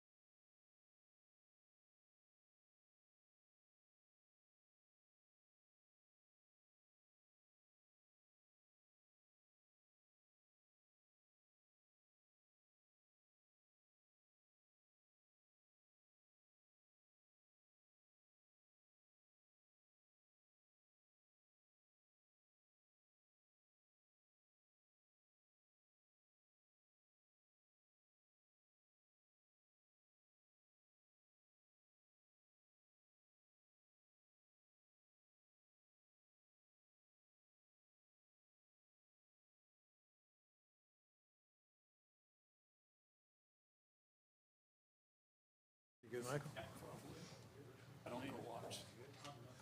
I'd like to reconvene the meeting. Commissioners, I was just I think you're it. I just was going to wrap up the last little bit of that board mill discussion. As Elliot mentioned and Sean presented, we just wanted to present just a little bit on the next steps. So we, based on this, there was no action tonight on the board mill project, but we wanted to make sure the commission had a chance to give some feedback to the board mill team, hear where some things have changed. I wanted to express that we've been working really closely with the board mill team. They've been great partners on this, but communicating very well under some challenging times. Support staff still supports this project and wants to continue to see it move forward. And so based on this discussion, it looks like the commission supports that action to go ahead and keep going with this. But based on the timing of it, we will have to come back with an action item probably at the July meeting. We'll have to modify their option to purchase. The timeframes on that have changed based on the kind of the need to relook at this, as well as then their design that has been already approved by the commission. So the process that we went through, we'll have to come back to the commission. So wanted to have this conversation. Looks like we're still on a path to keep that moving. So we'll probably be looking at the July meeting to bring those updated agreements back to the commission for approval. That will then kind of officially restart that project. So just want to kind of map that out and let you know if you have any questions on that. We can go into more detail on that. So just a comment for myself. I'm not speaking for my fellow commissioners, but the project came to us. We were really excited about it, and then it started changing, and it started downgrading. And don't get me wrong, I understand the reasons why, but understand it in my head, I wanted to see what was presented go. I thought it would have been really great. And when we start downgrading things, I start getting this uneasy feeling of the same guys we've been dealing with since I've been a commissioner. And so it makes me nervous. It's easy to pull it back and do this and that, and then we end up with something that is far less than we had when we could have had, and maybe there's still ways to have what was presented the first time, and I'm uneasy that we're not looking at all the avenues to get there. That's where I'm at. I really, and I get the cost, I get the inflation. And I'm not stupid. I get all that stuff. But my whole life, I've been up against things that people have said can't be done. You can't do this. You can't do that. You can't make it happen. And I've always made it happen. So it worries me a little bit when people just back up and do the, I wouldn't say the easy thing, but a different thing, because it's I guess easier to do. So that's where I'm at. It's not that I don't like the project. I do like the project. I just like to see it in more extent than we're seeing it right now. But it is what it is, and we'll figure that out. Hopefully we can help make the other things happen. So that's where I'm at. All right, thanks, commissioners. We'll come back to you in July. All right, thank you, Brian. Thank you, Board Mill Group. Now we've got, I believe, who's up next? Is Tiffany going to present, or are you going to present? Okay. I'm going to present today. You can just call me Tiffany too. Stephanie Wiley, Community Outreach Manager, here today to talk about a donation we are getting from the Whatcom Community Foundation through the Berghoff Art Fund. We will be getting this really cool statue donated to the port. It's a duck made out of recycled espresso machines, so really cool. And we have some exciting ideas for what to do with this to get some community engagement and more visits down to port property. So our community outreach team really sees a fun opportunity for some engagement through what would be an ongoing event that we call Find the Port Duck. And this campaign would be placing the duck at new locations quarterly on port property. We would engage through a social media campaign to have people go find the duck, take pictures with it, and post it to social media. We would also be using QR code tracking so we can actually see when people are going to visit the duck which locations are the most popular. And And at the end, we can take a look at all of those visits and see, okay, where did people go to visit this the most? What makes the most sense to have this duck at, to help us choose where the permanent home for the duck is going to be. We'll be working closely with maintenance to have the duck moved from location to location. Yeah, pretty excited about this. So yeah, just a really fun campaign, and we're excited to get this going, but happy to answer any questions. Okay, so I have a question I have to ask. Okay. At this day and age and the way Yeah. people think, Yeah. have we checked with Fish and Wildlife? Do we have to have a license to hunt this duck? We can get that license through the Marine Life Center. It'll be fine. Okay. Make sure we get that in the ad. Yeah, we'll get that in. Yeah. Commissioner Bell. Okay, Commissioner Shepard. Can I put an Apple tracer on the duck? An air tag. An air tag? Yeah. Are you trying to cheat the game? I'm just telling you, Commissioner if I Bell? thought of it, somebody else is going to think of He it. has to pay a higher rate for his license. But Yeah, absolutely. I actually have no words. All right. Fair enough. Yeah, I'm excited. This is going to be great. Good. It's going to be a scavenger hunt in the community. I should have took Yeah. a picture of the gonna look be on your like- face when you said that. Yeah, No, that's great. duck, goose. You need- We'll name it. Exactly. You A need good, this. a good old port duck hunt, if you will. You need this type of thing to lighten the atmosphere a little bit that we have right Yeah, now. thank you. Absolutely. Thank Yeah. you. Appreciate it. Thank you. So every time this comes up, the duck comes up, it creates this just lightness and smiles throughout the room. When Rob first sent me the email, I was like, okay, this is a weird one, but I bet we can figure something out. So the social media team came up with that plan, and Will so the duck have protection? you can't imagine the number of jokes that have gone. I've got it in my head around. already. There's wetland jokes. I'm thinking about it's endless. A companion duck comes along. What are you going to do? And this is going to be moved in the wee hours of the morning when no one's up so they can't see where it's going, right? And everybody's going to be so curious about where the duck is. Oh, yeah. Oh, boy. I hope we don't create a sloth situation. Okay, we can move to the next presentation. Thank you. Does the duck have a name? Not yet. Well, we're on that before you. What an amazing job you do with social media. I will have to tell you, the presence that we see, just thank you so much for what you're bringing to the table on that. It's phenomenal. Maybe we should have a fundraising raffle to name the duck. Oh, I'm sure we're going to get lots of ideas. Okay. So Tiffany DeSimone, Director of Maritime, and I'm here to walk through what I'm calling the Bellingham Shipping Terminal Communications Toolkit. I know at least one commissioner has asked me probably more than once about sort of a plan that yes, and Commissioner Briscoe asked us, Commissioner Bell, that we can get our arms around. So I'm here to explain that to you all. So this toolkit outlines how we'll communicate with the community in order to continue to build trust and keep the public informed and engaged through the modernization and reactivation of the terminal. And I'm going to speak to 3 pillars of communication and then give you a brief overview of one of the tools in our toolkit in the form of a presentation that can be used at community groups and other interested parties.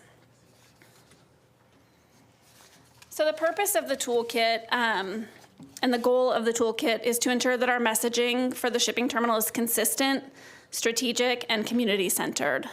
It's designed to support transparency and foster public trust and create multiple opportunities for two-way communication, both in person and online. So let's start with the in-person engagement, which is our most direct relationship-driven channel.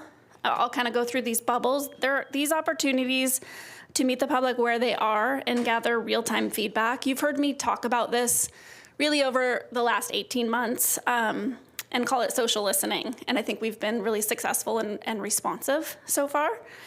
We'll prioritize outreach to neighborhood groups and community organizations, helping build that partnership, and engage civic leaders like the city council and regional partners to help keep them better informed and aligned. And then we will have a presence at local festivals and markets to provide high visibility touch points staffed by port team members. The commission may have recently received email from our community outreach team giving examples that we're going to be tabling at all major events on port property. And then as the projects at the shipping terminal progress, we'll continue to host open houses to give the shipping terminal and the public a firsthand look at that.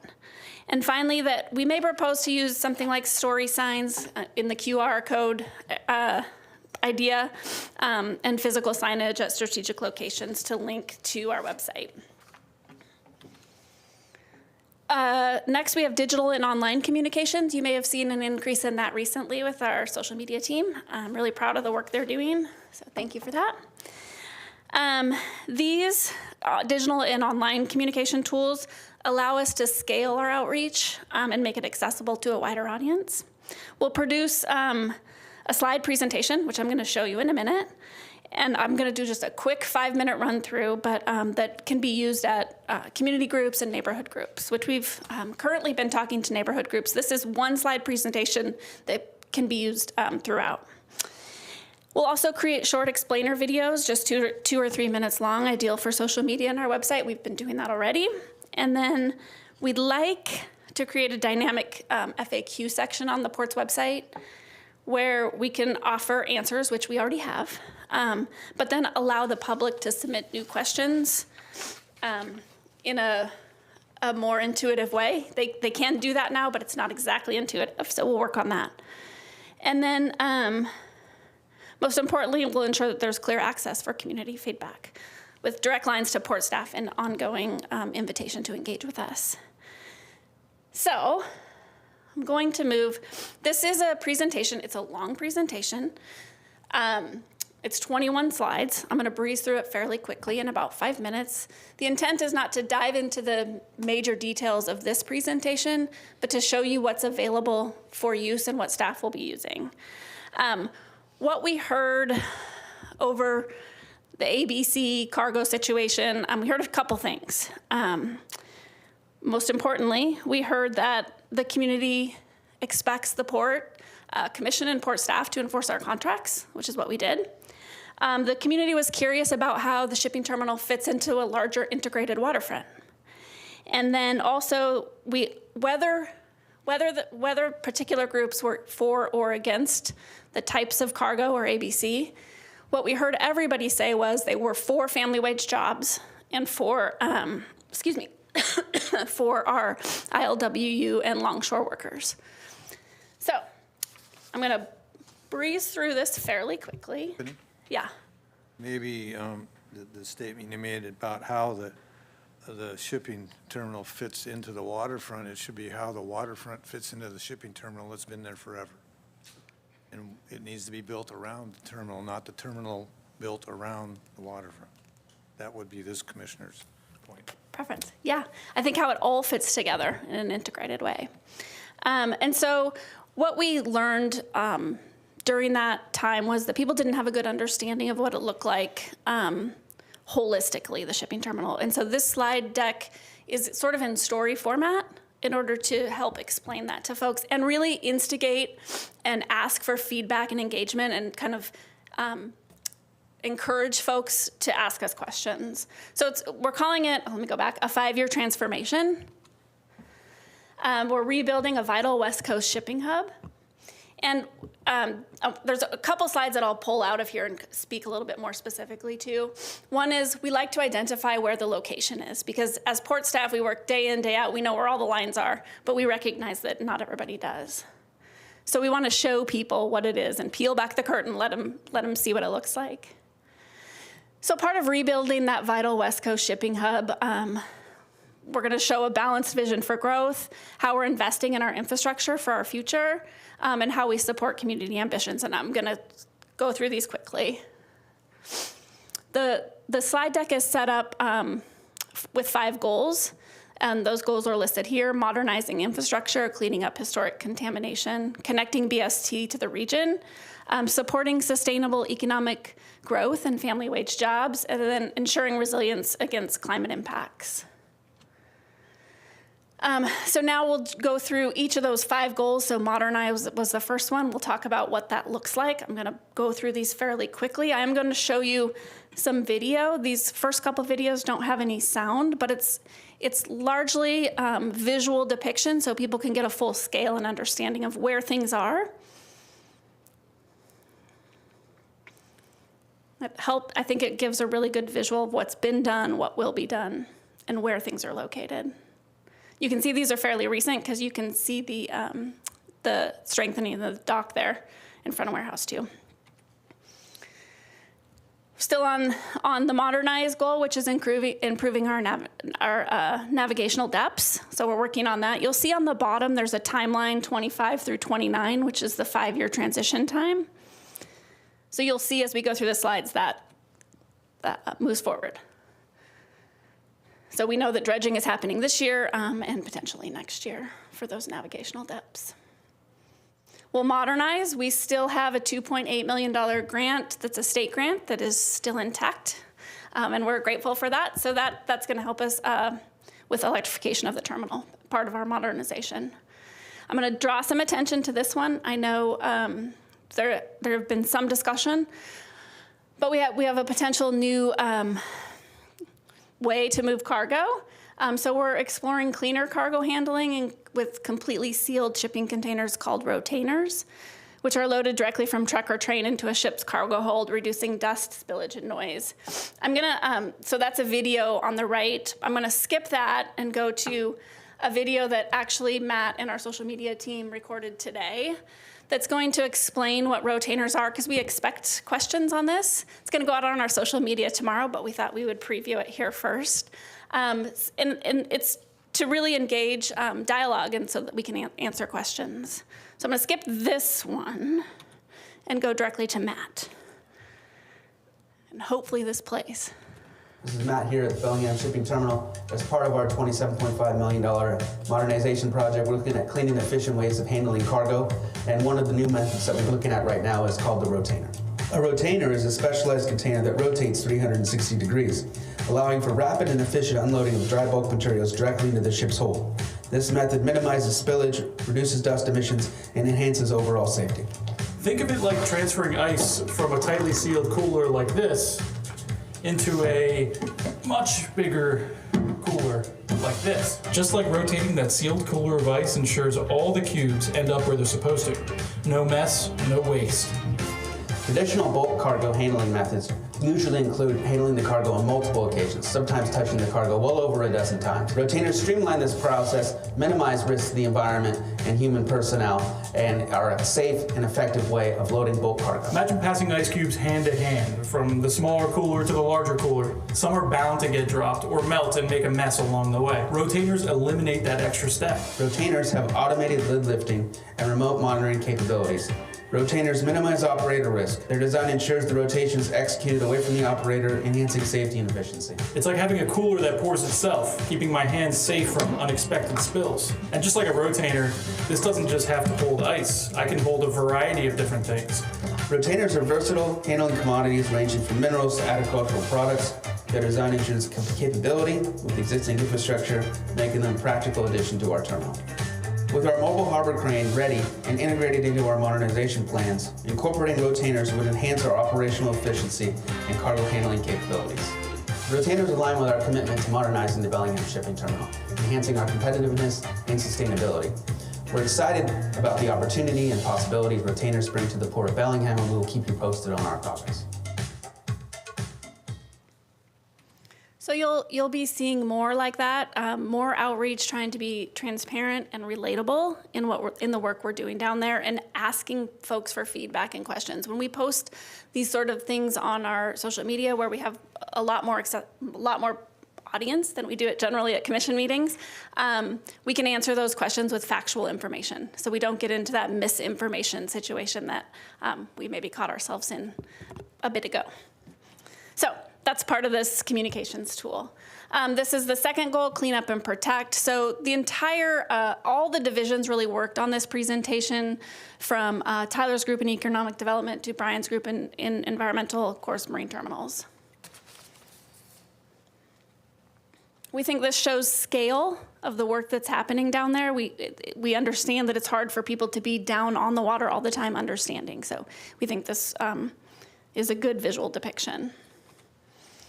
And then we continue to go through the goals, clean up and protect. We'll talk about stormwater, which we've talked about a lot over the last year. This slide deck, we'll be able to update it as we start moving forward on projects. Obviously, we got a $17.9 million federal rail grant. So as we make progress on what that looks like, we'll be updating this and being able to explain to folks where we are in those projects. Is that grant still intact? That grant is still intact as well. We actually just got authorization to do some pre-funding out of that grant. Good. And then connecting everywhere is part of the third goal. I'll just kind of go through the next 3 slides, I believe. Our economic development group worked with Western to do some basic economic impact for the shipping terminal in particular. So I'll call out kind of those green numbers in the top middle there for the wages, shifts, and port fees. So those are our predictions. That's in best case scenario. And then we move through, you can see that we move through 2027, 2028, 2029. And so really worked with some partners on what those economic impacts are, not only for the port, but for the county and the city as well. So we do have that full report as well.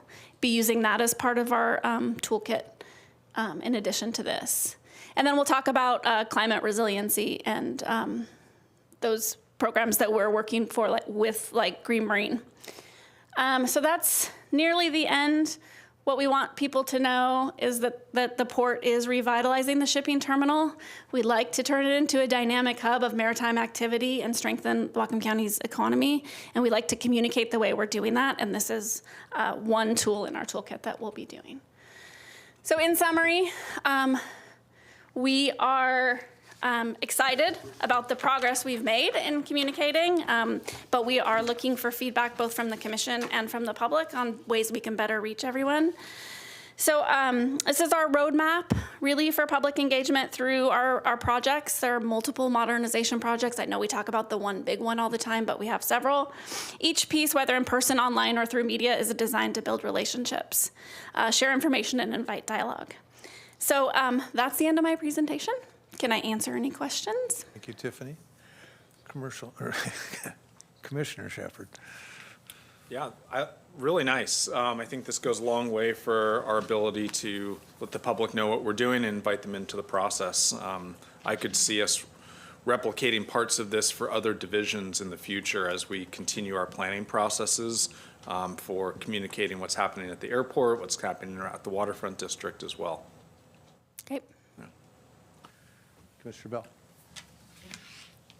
Exactly what I was looking for. Thank you. That is Right very nice. Thank you. And I love the visuals that to give some spatial perspective and size. Just wondering if there's ever going to be a duck and a rotainer. We've talked about the duck and the crane and In the rotainer. I mean, Will I ever find him in the rotainer? No, this is exactly what I think, and I think the more we get out there, the better, especially when our concern is bothering the neighborhood at this point, but keeping commerce flowing. I think the rotainer is a great, Matt, thank you for your work on that. But thank you for this work. And my only request is if you're going to do this around, would you just let us know? Be nice to pop in and see how the community reacts to it. And hear some of the voices in the crowd. yeah, and this tool is available for anyone that might speak. I know that you and Tyler spoke at City Club, and so anytime that any port staff or commission gets asked to speak somewhere, this will be available. If you've got a large group coming up, or even a medium-sized or small group, I would love to go just sit in the back and listen and see what the comments are. We'll get that in front of the commission. Let me put in a shameless plug for the commissioners to sign up to volunteer or show up at port booths, because you should have that email with the sign-up link. Right, Stephanie? Yeah, it went to all port users. Yeah. Anything else? Yeah, a couple things. You touched on the ships and our grant with the dockside shore power. So that they, The state grant? Yep. How intact is that? That's still intact as far as I know. Yeah. Now, next question I have is, can we draw from that, like we are with the federal one, or do you have to take it all at once? That's a state grant. We'll look into that. I think it's a reimbursable state. It's different than the federal. So I don't believe we can draw until we have something to be reimbursed for, but we'll look into that. Well, my thought process was on that, things are going to get hard to get, and it's getting more expensive. If we shouldn't be buying the equipment we need now, and we can store it, we've got a couple of warehouses, we can store stuff, so we've got it on hand when we can put it in. I'm just wondering out loud here, but I'd hate to see the money go away, and we could have gotten some of the equipment before it disappeared. I think our state money is pretty secure. They're obviously having trouble with the budget and stuff that going forward might get cut. There may not be new money for something, but the stuff that's already been awarded, I have not heard anything about the state clawing back at that. Yet. But I just. We'll keep our eyes on it, though. If we can do that, I'd like to have a discussion amongst us. Maybe that's a direction we want to go. I guess that's all on that. The only thing I would point out is when we saw the rotator, generally they lower it below the hatch before they turn it over, right? Because when we had our discussion before and we talked about this, the lid's clamped on. Kind of from the ice chest thing and that. Good job. I was thinking there's too much beer in his ice chest to actually put the igloo in there. I just didn't want people to get the idea that they pop the lid off and dump it over and it falls down, because then you're going to get whatever. So it does stay pretty much encapsulated until they drop it down inside the hatch and let it go. Right, Matthew? I think okay. Matt is also quite excited that if we can really get this rolling and be answering questions, that we would be the first ones in the U.S. using this. Right, but if the guy that was watching this tonight saw that and he didn't pay attention to the rest of what you're going to present, he'd be going, hey. Yeah. So. Well, hopefully we can answer those questions also as we get them on our social media, which gets a lot of exposure. The other thing I would add is that public sometimes jumps the gun, so to speak, and we'll be talking about things and ideas here, and they actually think that we're doing that right now. And right now things are in the concept stages, and we haven't made any decisions on what we're doing. So please don't jump to the conclusion that we've made plans without presenting it to the public, because that's not the process we use. Thank you very much. Thanks, staff. You're welcome. And just to that, Commissioner, you can expect us to continue our internal cargo review panel, which we've done for 2 potential cargoes at the shipping terminal. And if we had something in the hopper, if you will, we'll do that. We will continue that process. Thank you. Thanks. So I think that brings us to the end of our presentations, if I'm correct. Am I correct? Okay. 2 action items. Tracy, if you please. Motion authorizing the executive director to execute major modification 2025-01 to the interlocal agreement for facilities within the waterfront district with the city of Bellingham. Thanks, Tracy. Good afternoon, Commissioners. Brian Gowan, Director of Environmental and Planning Services. So I think there's a couple slides on this one that will get pulled up here in a moment. This is also related to the waterfront district.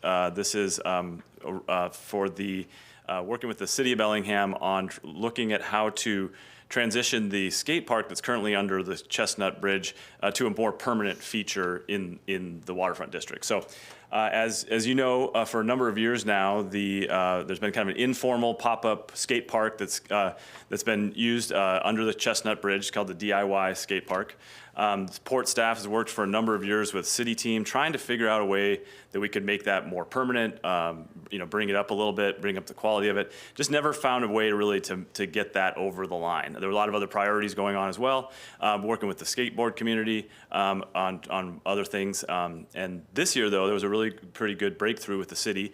The mayor and the city council both agreed that they should prioritize the skate park as a potential city project that we built, managed by the city as a park. So that's great. They started working with a grassroots the skateboard collective, the Northwest Skateboard Collective, and they actually entered into a memorandum of understanding, or an MOU, just recently on how that could move forward. So basically, the city of Bellingham would take the lead on the Public Works Department would oversee the design and construction of the skate park under the bridge, and then transition it over to the parks team to manage it in the long term.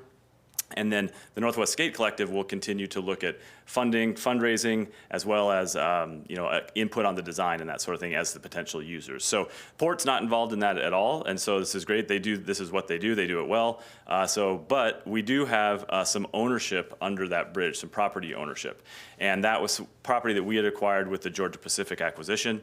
And so this is, as with the other parks in the waterfront district, the city needs to have operational control and ownership of those parks as they develop them and operate them. So that's what's before you here for consideration today. So just as a reminder, we also already have a mechanism for that, though, in our interlocal agreement for facilities in the waterfront district with the city. So that's the agreement that's been in place since 2013. It's been modified a number of times. It's held up really well, but it outlines the details the roles and responsibilities for infrastructure in the waterfront. So the port is primarily responsible for environmental cleanup projects and then overseeing and facilitating the redevelopment.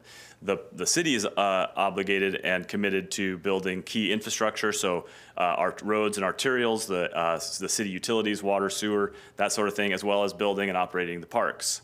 So that agreement, in conjunction with the sub-area plan, lays out where those parks are located. And at the time, we didn't ever anticipate that there would be a park under a bridge down there. So that was not something that was identified in those documents. But what we did anticipate was that there would be changes. There would be things we didn't know about. There would be things that would come up. And so there was a process for modifying these agreements to facilitate these types of smaller changes. So based on, you can see on this map here, there's kind of underneath the bridge, there's the green areas are parks that were going to be dedicated by the port to the city. And you don't see there's nothing there in the current plan. The process in the interlocal agreement for dedicating parks to the city, though, is that when the city is ready to construct a park, the port will dedicate and the city will purchase that land through park impact fee credits. So we already have a value assigned to those and a process for that. So this is really just a modification to the interlocal agreement, recognizing that this new area is a park that could be purchased with park impact fee credits. And so it's you can see here, this is the kind of a strange view, image, but this is the bridge that comes over the Chestnut right away. The parks, the city will acquire about 2,200 square feet of property under that area and dedicate about 1,600 square feet to parks. There's an area where it kind of comes down, it's a little bit lower, you couldn't really build anything there, so the park footprint actually is a little bit smaller than the total acquisition. So this is Brian, you said 1,600. It's actually 16,000. Oh, 16,000. Yeah. That's a pretty small square. Sorry. I mean, they're yeah, gonna have trouble 16,000 getting square around the feet. curve. Yeah. Earlier I was mixing up square feet and acreage too, so I was making sure I didn't say 16,000 acres. That'd be a lot. Yeah. So. So this will actually overall increase the total park footprint in the waterfront district. This isn't a swap. This is actually increasing the overall park footprint within the waterfront district because it was never anticipated. But it does count towards our 19 acres that we were obligated to dedicate under park impact fee credits. So when future parks are acquired above and beyond that 19.2, the city will actually be purchasing that with cash from the port. So overall, this is a project that's been underway for a long time. City staff and port staff support it. The city council actually already approved this interlocal modification at their last commission meeting. So with that, we'd recommend approval and happy to address any questions. I have a couple questions. Yeah. Clarity for my brain. So we've got 16,000 square feet of park over here in the waterfront district that we're supposed to build as park as a port, right? Or we're supposed to go there. Now we're gonna have another 16,000 square feet under the bridge. Do we still have to have the 16,000 square feet over here in our ground? Yeah, this agreement. We're adding more here? That's right. This is the way that this agreement is structured to add additional parks to the overall acreage. It's not a swap. It's pretty much in the sense that it isn't an area that was anticipated for it was under a right of way, under a bridge. That part of it, but it's being used for parks, so we're adding more parks, and we could use, there's some places where we've got issues with the park ground where we need to do, whether it's industrial or residential stuff. And now we're building more over here, and we're not solving any of that problem over here. Yeah, I think, what we've had a really good working relationship with the city is that when we have very specific needs, we have adjusted those. I think the board mill was a good example of that, where if you remember, we had where the parking structure that we were just talking about recently, that was originally slated for parks. We worked with the city to remove that interlocal modification if that parking structure would get built. So we had a very specific need. They were willing to work with us. I think that this is a specific need, and so we're willing to work with them. I think as projects like in the marine trades, we're going to be talking a lot more about that in the sub-area plan. When we come to a very a known project, I think both teams are willing to kind of talk specifics at that point and open to some changes. If I recall correctly, on that parkade spot, the park was going to go upstairs basically on the roof of that, correct? That's right. There was So we weren't taking anything away, really. Well, in that, it was a little more nuanced than that. That park on top of the structure was not counted towards parks. That was going to be privately run by the board mill team. Open to the public. But open to the public. That's correct. Right. And so this is an interlocal, agreement between the port and city. The board mill team did agree to expand some trails in and around there in order to make up for some of that, though. So it was one of those where, hey, what are the interests here, and we worked, collaboratively on that. Well, I don't have a problem with a skateboard park. I think it's great. I do have a serious problem with the fact that we're going to have 16,000 more square feet of park in the area where we need to build things, and that brings a problem up for me. So, Commissioner Shepherd. Are we going to keep the same name? It's going to always be called DIY Park? That's a good question. I think that's going to be a question for the city team, but I like that name. I like the name too. I think it was a little bit of a leap of faith for our team to get behind this project initially, and we wanted to see how it would, go. Was the area going to be treated well? Was going to create a lot of problems? And it really hasn't created a lot of problems. It's been I think I just want to applaud the users who have kind of taken care of that area and activated the space and done a good job managing it over the last couple of years. I'm looking forward to seeing it built out a bit more, and hopefully we get some competitions or something cool like that down there. Yeah, they're going to employ a really qualified design firm on this. I know there's a local Bellingham native who's gone on to design these all over the world. Kind of wants to come back home and kind of do it here. Look forward to it. I think the Northwest Skate Collective's done a great job of kind of upping the game on safety and that kind of thing for even now, where it's kind of ad hoc being done, but they're doing a lot of work down there. It's great. Commissioner Bell. Admittedly, I hated this idea, and I was about to make a comment that would have gotten me more email than when I made the pickleball is a fad comment, which got more than anything I've had recently. So my questions are safety related. You're right next to the railroad tracks, and this isn't for me to figure out, but I just kind of want to get a vision for this. You've got private property behind that. Have all those neighbors been notified of this expansion? This is something that maybe even to take back to the city. Because one of them happened to be an old friend of mine, I know that they had a bunch of issues with people parking in that lot to go use these areas. So I would ask that we do some outreach with those local neighbors just to make sure they understand what's coming, and that there may be some investment on their part to put up fencing or something.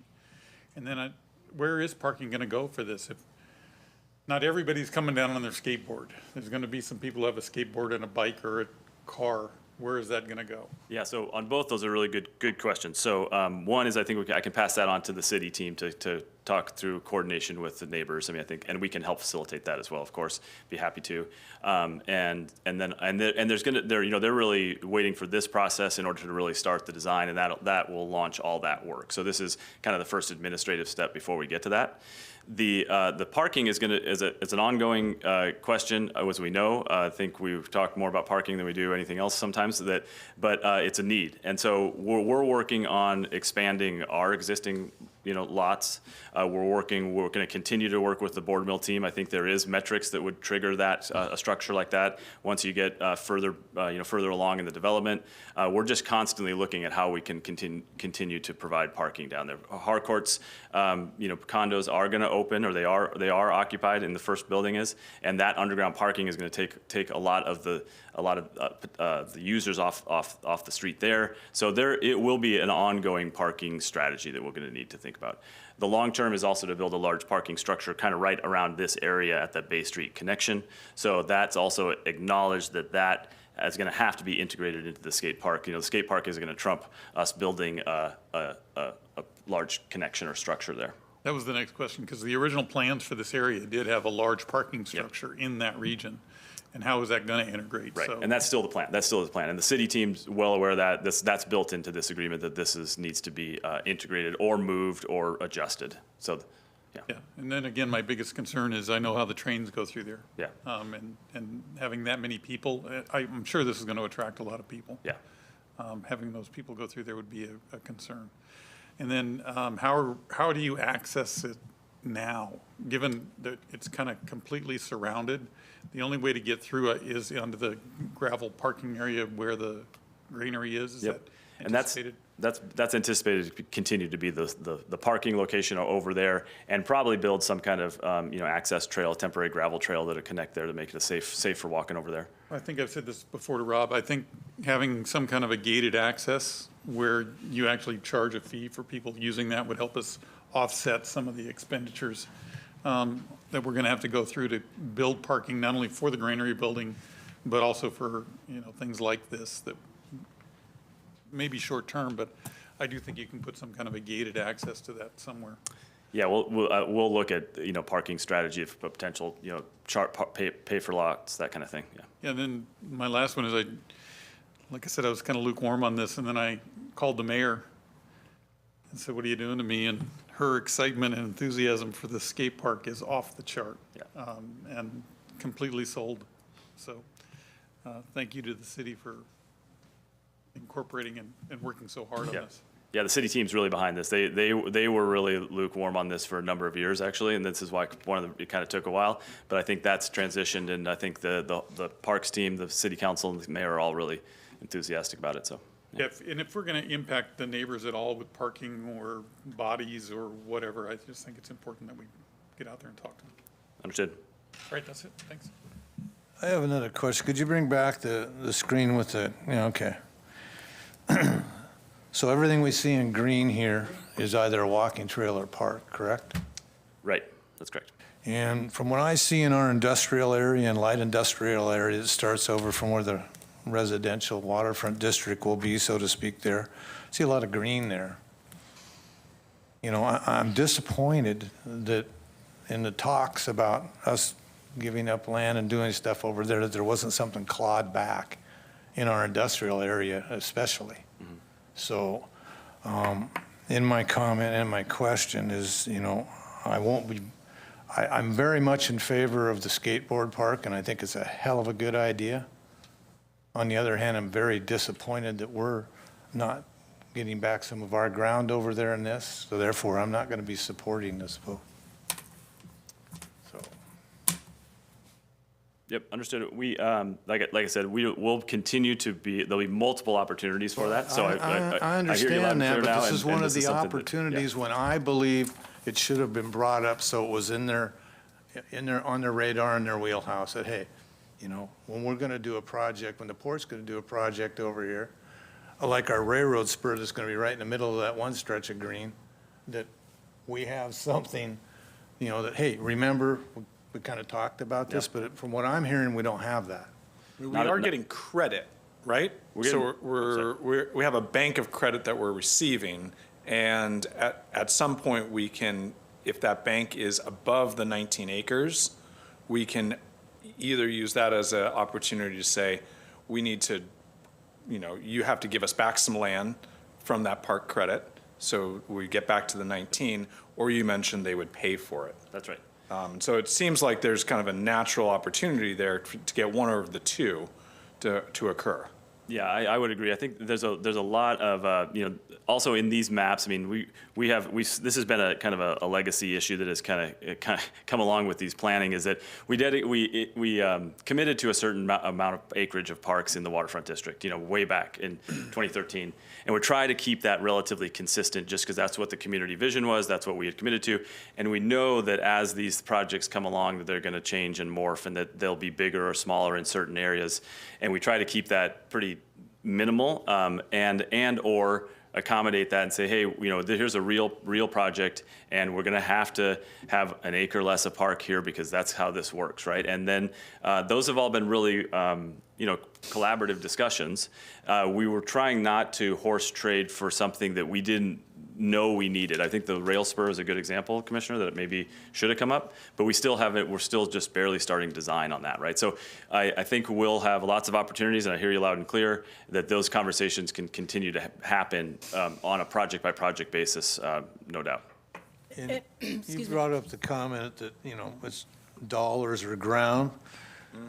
Well, dollars doesn't do us any good in those places. We need the ground. I know ground's more is what we want. I realize that. And it's not that I don't want parks. Don't get me wrong. I just have a problem with we're giving more up over here with no kind of even inclination that they're gonna give up some over here.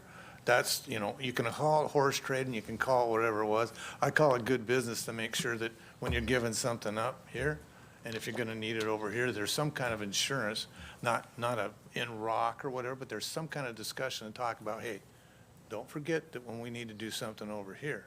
And the talks have been good so far. Political winds change. Sure. So, and that's all I have. You guys have anything more?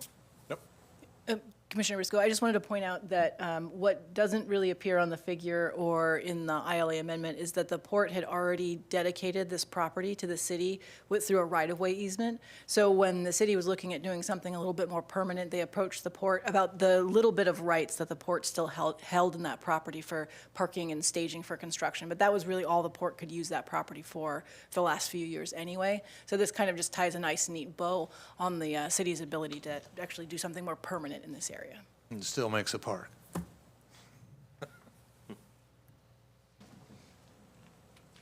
Okay. Any more questions?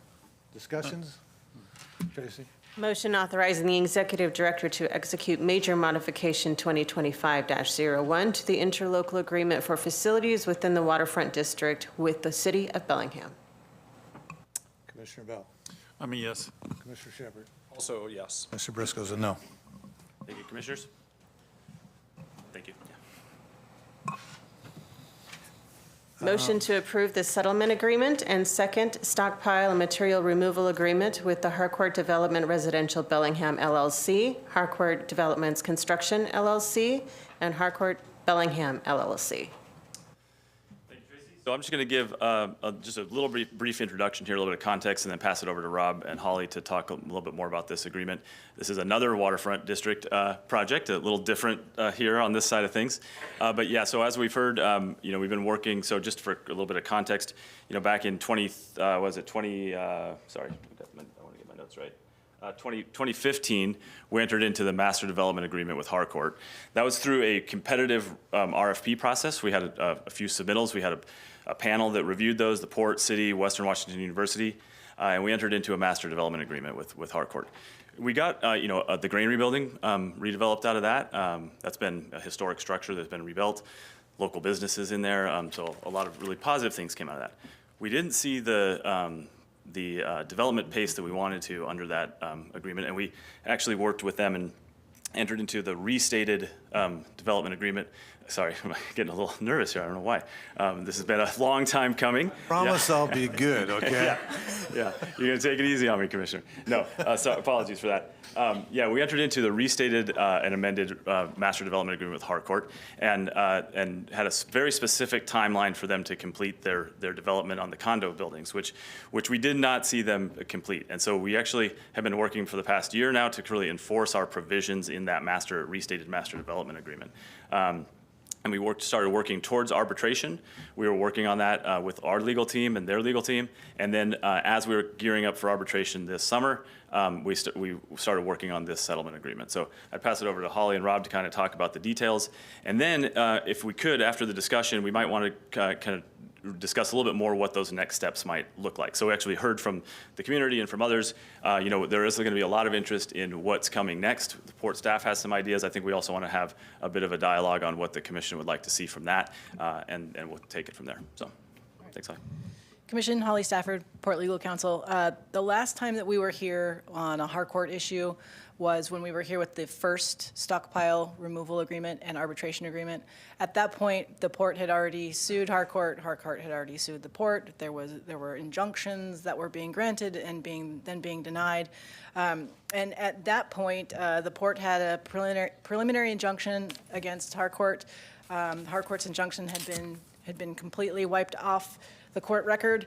And we were trying to find a way to get ourselves to arbitration and to get Harcourt to remove their stockpiled material from behind the board mill building.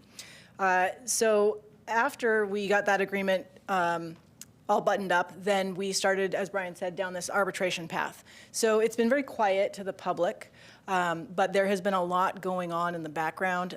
For example, in this, what's considered an abbreviated discovery, Harcourt has produced 171,436 pages of documents, while the port has produced 55,165 pages, just to give you an idea of the scope of what's been going on in the background. And we were on the eve of deposing Harcourt's principals when we were able to get to the table to negotiate these two agreements for the port. So to kind of stick a little bit with that marriage metaphor that everyone's been using, the port has been ready to get a divorce for a while, but Harcourt was trying to keep the relationship going. And somehow we got to the point where we were all seeing eye to eye. So the two agreements that you have before you are a settlement agreement and a second stockpile removal agreement. The settlement agreement, it terminates the restated MDA. Harcourt no longer has any development rights anywhere in the waterfront district or with the port. It still has the right to develop the property that it owns, which is buildings A, B, and C in that Project 2 area. They own that outright. There's a mutual release of all claims. So all of these claims that the port has been lobbying against Harcourt and vice versa, those are all going to be dismissed. The exception is that the port retains its right to bring a Model Toxics Control Act claim against Harcourt if the stockpiles are not removed pursuant to these agreements. And the lawsuit and both lawsuits and the arbitration will be dismissed. So in conjunction with that settlement agreement, the stockpile removal agreement has a few elements that are somewhat new. So by June 30th of this year, Harcourt will remove all of the stockpiled material from the tune-up parking area behind the board mill building, or the area that's to be used for the tune-up parking. And they have 12 months to remove all of the stockpiled material from port property.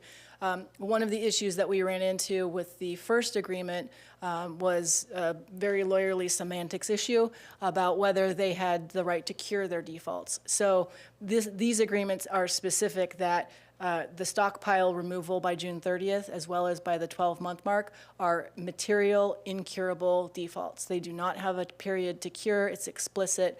We won't be running into court to fight about whether they get 3 more months, 6 more months, or whatever it is to remove the stockpiles. The Harcourt, in exchange, Harcourt may continue to access a sliver of port property to continue the construction of their buildings A, B, well, A is done, B and C. And again, if they breach the stockpile removal agreement, if we get to that June 30th date or the full 1 year and they haven't complied, we have a permanent injunction that they have already executed that our firm will be holding on to, that we can file in court with a brand new lawsuit, which is simply, here's an injunction that we can now bar them from port property. Excuse me. Harcourt has also executed a confession of judgment. So if those stockpiles are not removed and the port needs to spend any money to remove them, we have a confession of judgment where they've already agreed that they are liable. We can then go and take that and get a judgment lien and lien the condo buildings. So, because when we came to you last time with the first stockpile removal agreement, one of the questions was, where are the teeth to this? And so this explains where the teeth are.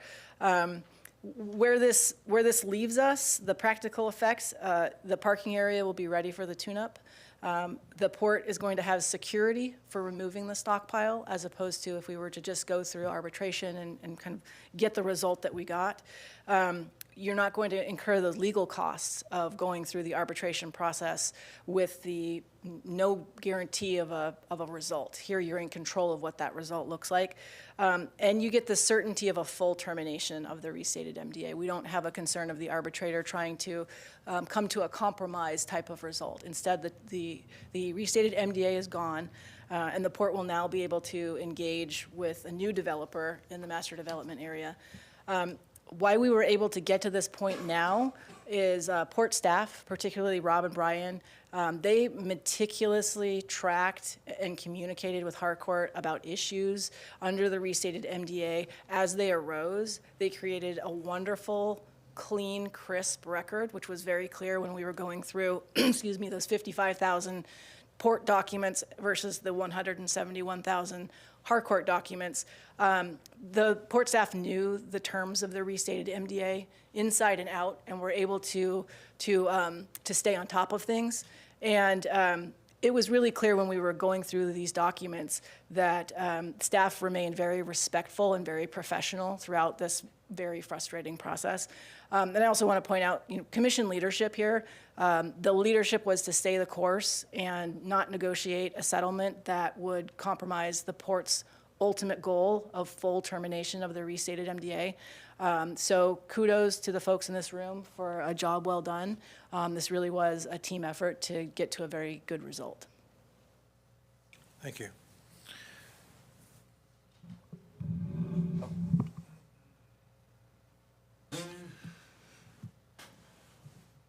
Okay. That's it? I don't know what more can be said. Okay. Commissioner Shepard. I'm not going to say much more, but I think this goes to show this example. We've seen other examples recently where contracts matter, and we really do expect them to be followed. Every time we sign an agreement or enter into a partnership, we want that partnership to be successful, and we've tried. We try and we really work to make those successful. When they are not followed, the public expects those contracts to be enforced. And that's just what our team has done here. And, Holly has spent innumerable time making sure that we had a solid agreement and we were able to execute that agreement as expected under the order of the law. And really, the team here has done a fantastic job enabling us to get to this point. And next, we're going to have some really important discussions about what happens next. And just for the public to know, that is on our plate. Those are kind of central to where we're going to go next. But today is really about, for me, the enforcement of this contract. Yeah, I rethought it. I am going to ask that we spend a little bit more time. I know you're going to do a quick summary about where we go next, but I think it deserves just a little bit more time than what we have here tonight. I would like to sit down and have that discussion as a commission with a little bit more breathing room behind us. So that being said, the other thing I wanted to say was Building 1 is gorgeous. I don't know if anybody's walked through that building, but it is a beautiful construction job. If you've been through any of those units, you'll know that the condos are going to be great. Anybody who buys one of those condos is going to have a gem. So I don't want this to reflect on the sales of what we expect to be a very vibrant area, nor to reflect on the construction capabilities of the condo units themselves, because they really are amazing condos with solid walls and firm foundations. So I'm just pleased to see it moving forward. So both my fellow commissioners touched on a lot of things I was thinking. I know there's people that don't like those condos because they're there, but the bottom line is they're there. They're not going to go away, so just accept them. The other thing is what Commissioner Bell spoke to is true. The construction of those buildings, the way they're constructed and what was used in them is probably first rate.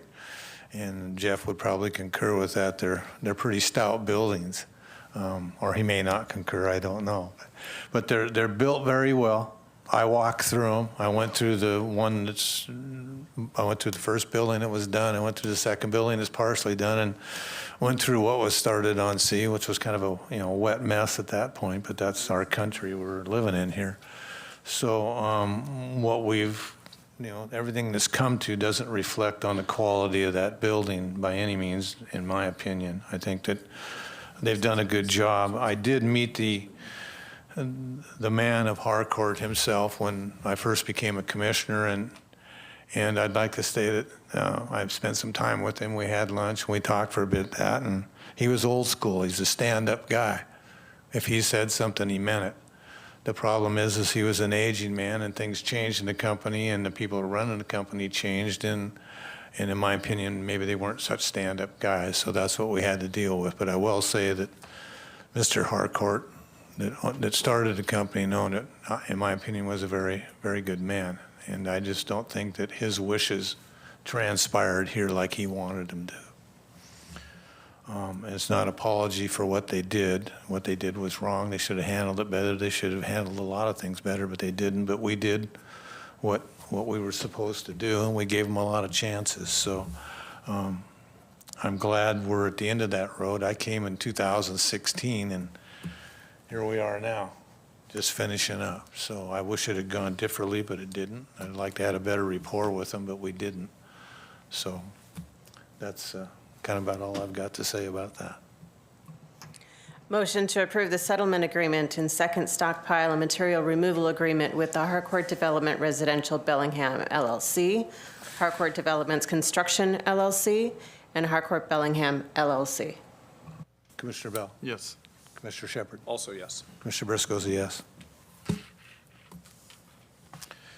So, Commissioner, I think we're going to have a little more Yeah. discussion about, did Brian have some more things to say? Yeah, no, just a quick tag on. I think that what Commissioner Belli, what you mentioned today, I think we'll need a little more time. I was just going to set up that we, now that we have this opportunity, now that has agreement will go into effect, similar to when we reduced their footprint the first time and we issued an RFP and we got the board mill group team. That was from the reduction of their first layout. So we want to go ahead and start the dialogue about what's next, right? And I think the community, we clearly heard wants that as well. So staff will come back to the commission at an upcoming meeting, kind of map out what that could look like. I think it'll be a series of discussions, everything from not really just what's the layout, but what are the types of uses, what are the things, what are the opportunities that we have. And so we want to engage with the commission, with the stakeholders, the city, the community in general. So there's going to be a lot of conversation. I think we don't have a grand plan for exactly what should happen next, but we want to have that discussion. So just wanted to acknowledge that now that this kind of we're moving on, that staff is prepared to facilitate and help with those discussions. And if we needed to even bring in, other facilitators for something like this is a bigger discussion for the waterfront district, might warrant something like that. So we've had those conversations, whether that would be a good fit or not. So we're open to kind of really talking about how this could work. So just thanks for all the patience and working with us, and just want to let the public know that this is more conversations coming. So. And I think they need to know that we really couldn't do anything until we got to this point. So it isn't that we've been dragging our feet. We wanted to keep going, but we had to get to this point first. All right, thanks, commissioners.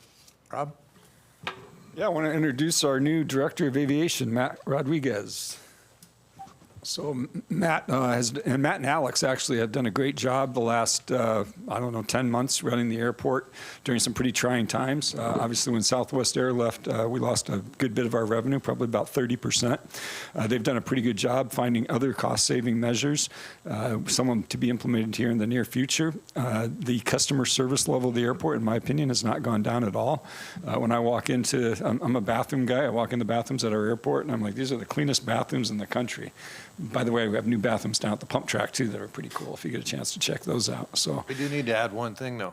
What's that? I'd like to see a sign over the room when you come out. It points out, it says he didn't wash his hands. Okay, I'll see what I can do about that. Anyway, Matt and Alex did a great job. We promoted Matt to the Director of Aviation. We are going to be looking for another airport manager here in the near future. We think the correct number of airport managers is about 3. We've had several conversations with our route service development, and we're going to kind of take that as a team approach. It'll be done by Matt, our Economic Development Director, Tyler, our Local Tourism Director, Dylan, and then Jack Penning, who's been our consultant for some time now and is very well known in the industry. So please join me in welcoming Matt as our Aviation Director, or congratulating him because he's already here, so we don't need to welcome him. Congratulations, Matt. Thanks for coming on board. Appreciate it. Yeah, I just wanted to say I appreciate the opportunity to step into this role as the next Director of Aviation at the airport. We're definitely looking forward to increasing our commercial service, providing additional service to the community that they desire. In addition to that, supporting the general aviation community as well. Sorry, I'm a little bit congested and under the weather, but yeah, we're going to be. We have a great team out there. We're going to be working really hard towards getting out of the red and into the black. I know Tamara will be really excited about that when she puts together her budget every single year. And yeah, just appreciate the opportunity, and we're going to kick things off and do things right. Great. Thanks. Okay, we've got to move to the end of meeting public comment. Do we have anyone online? Anyone online that wants to comment? I believe there's one other person that signed up. But no one online? Anyone that wants to speak that's in the room? Anyone? Okay, so I don't hear anybody or see anybody, so I guess we'll move on to other business. And Commissioner Shepard. Great. You know, I just have two. We've had a successful commission discussion on airport planning and development a couple weeks ago. I think there's strong interest in seeing our next one be focused on the waterfront. I think it's a great way for us to really kick this discussion into the next stages for commission to have an opportunity for facilitated discussion. So I think that's one of those next steps that I'm looking for, and I think that would be a really great way for us to begin charting our new pathway on waterfront envisioning. So that's my interest, and I think that's probably interest of the rest of the commission as well. Yeah? Yeah. Okay. My other is I just wanted to thank Dr. Weber for coming and visiting us today, for taking some of our interest and helping author a study. My read on the study is that this is an interesting piece of data, a good starting point.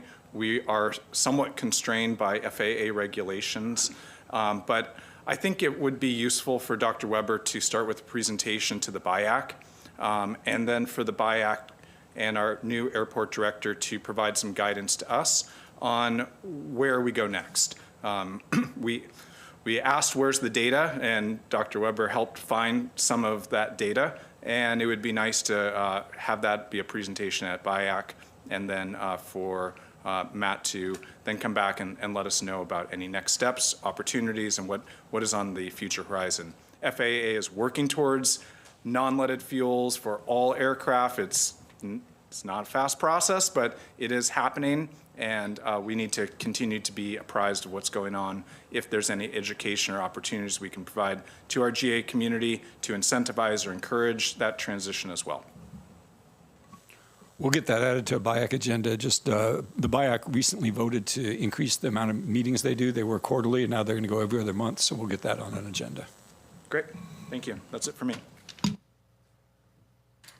Oh, good. I was looking for more meetings. Really?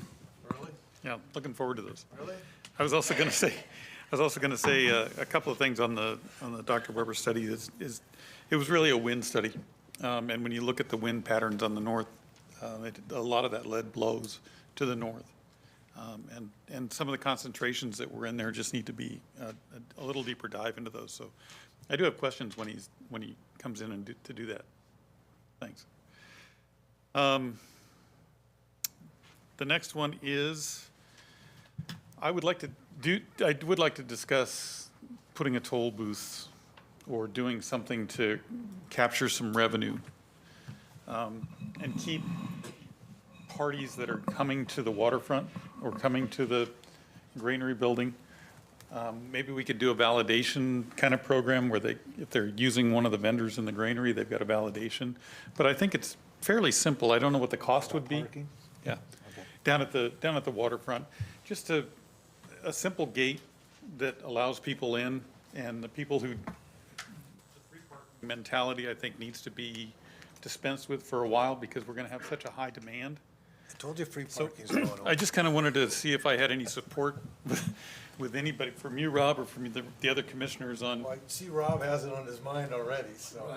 I don't think it's a good idea at this point to charge the people who are coming down there using the pump track, the people who are coming down using the Portal Container Village, people coming down the putt-putt. I mean, these are all new, small businesses that I don't think people are going to pay to park at to visit those businesses. I think it would have a detrimental effect on those. Just my opinion. Increase our parking lot, could there be a small section? If no one's going to park in the section you charge, if you can park for free next I'm door. more worried about capturing, if we're not doing something because we don't have enough revenue, I want to just make sure we do, and that the users that are coming down there are using the site. And I do think that there's a way to do a validation, even with the vendors at the pump track, where the spaces that are being used aren't being taken up by, I guess there's not a whole other reason to be down there right now, but I can envision a time when there will be. There will be, yeah. The only problem I have with anything down there was construction people are using all the parking lot for the people that want, that's the problem I have. Maybe they need to be validated. Yeah, just, I don't know. just something that makes it a little bit less, yeah, a little more revenue enhancing, or just, I know a financial incentive would be important for keeping people who aren't using the site. But I can also envision where you just get a stamp at trackside, or a stamp at and your ticket goes through, if they're actually using our vendors. I don't have a problem giving free parking to people who are actually using our vendors. But it's anybody else who might be clogging up because it is. Do we think we get that many people down there that aren't doing something? Limited real estate. You know, most of the site, as you said right now, a lot of the parking lot's taken up by the construction crews. There are some people park down in that area, and then they walk the waterfront area, so they'll come all the way down to here. But we have free parking down here too, so it's not like they're trying to avoid the free parking. And if you charge over there, then they're just going to park down here. So I think we've got a pretty good plan of expanding our lot. Yeah, it's going to cost the port a little bit of money as we expand our lot. We're going to expand the one behind the board mill building as well. So we're going to expand 2 different places this year. And I think that'll alleviate a lot of our congestion with parking. So my recommendation would be let us do those expansions and see if it continues to be a problem. As building 2 gets done, you'll have less contractors parking down there as well. So you kind of have 3 factors working in your favor for freeing up parking. Can we sign that, you know, not necessarily enforceable, but can we sign priority parking? These parking spots are reserved for granary customers. There's a number of tenants. those already done that way, and we'll do more when we expand our lot, for sure. That might be a start. Yeah. I'm a little wary if we're really going to make positive revenue with the expense of putting in all the gating and validation systems and everything for what we would get out of it. And I do like that it is a low-cost opportunity for community members to use down there. So I would encourage us to try a couple other options first before we go down and evaluate this one. The construction parking is as big as those parking lots underneath the condos are. Why aren't they using those? Because they haven't sold them all. You're seeing a lot of the vans with ladders on top that end up going in the granary lot. So I have a meeting with Louis tomorrow. I will bring this up with Louis, and I'll try and get his guys to go in through the back gate and park over by his job shack there, rather than parking in the granary lot.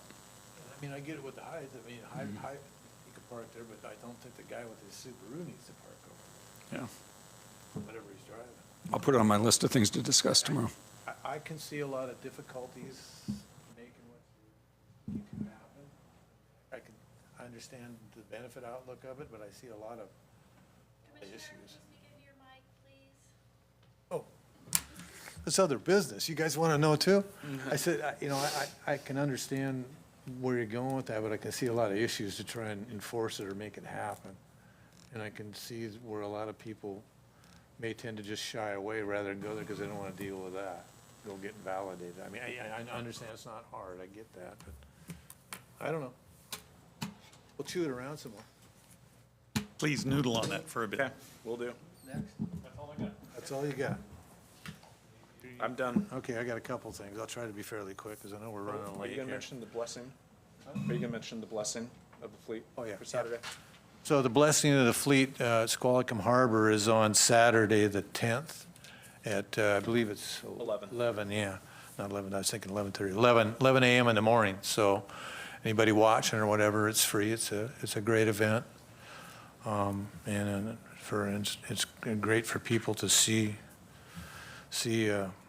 what the fishermen families go through when their loved ones are lost.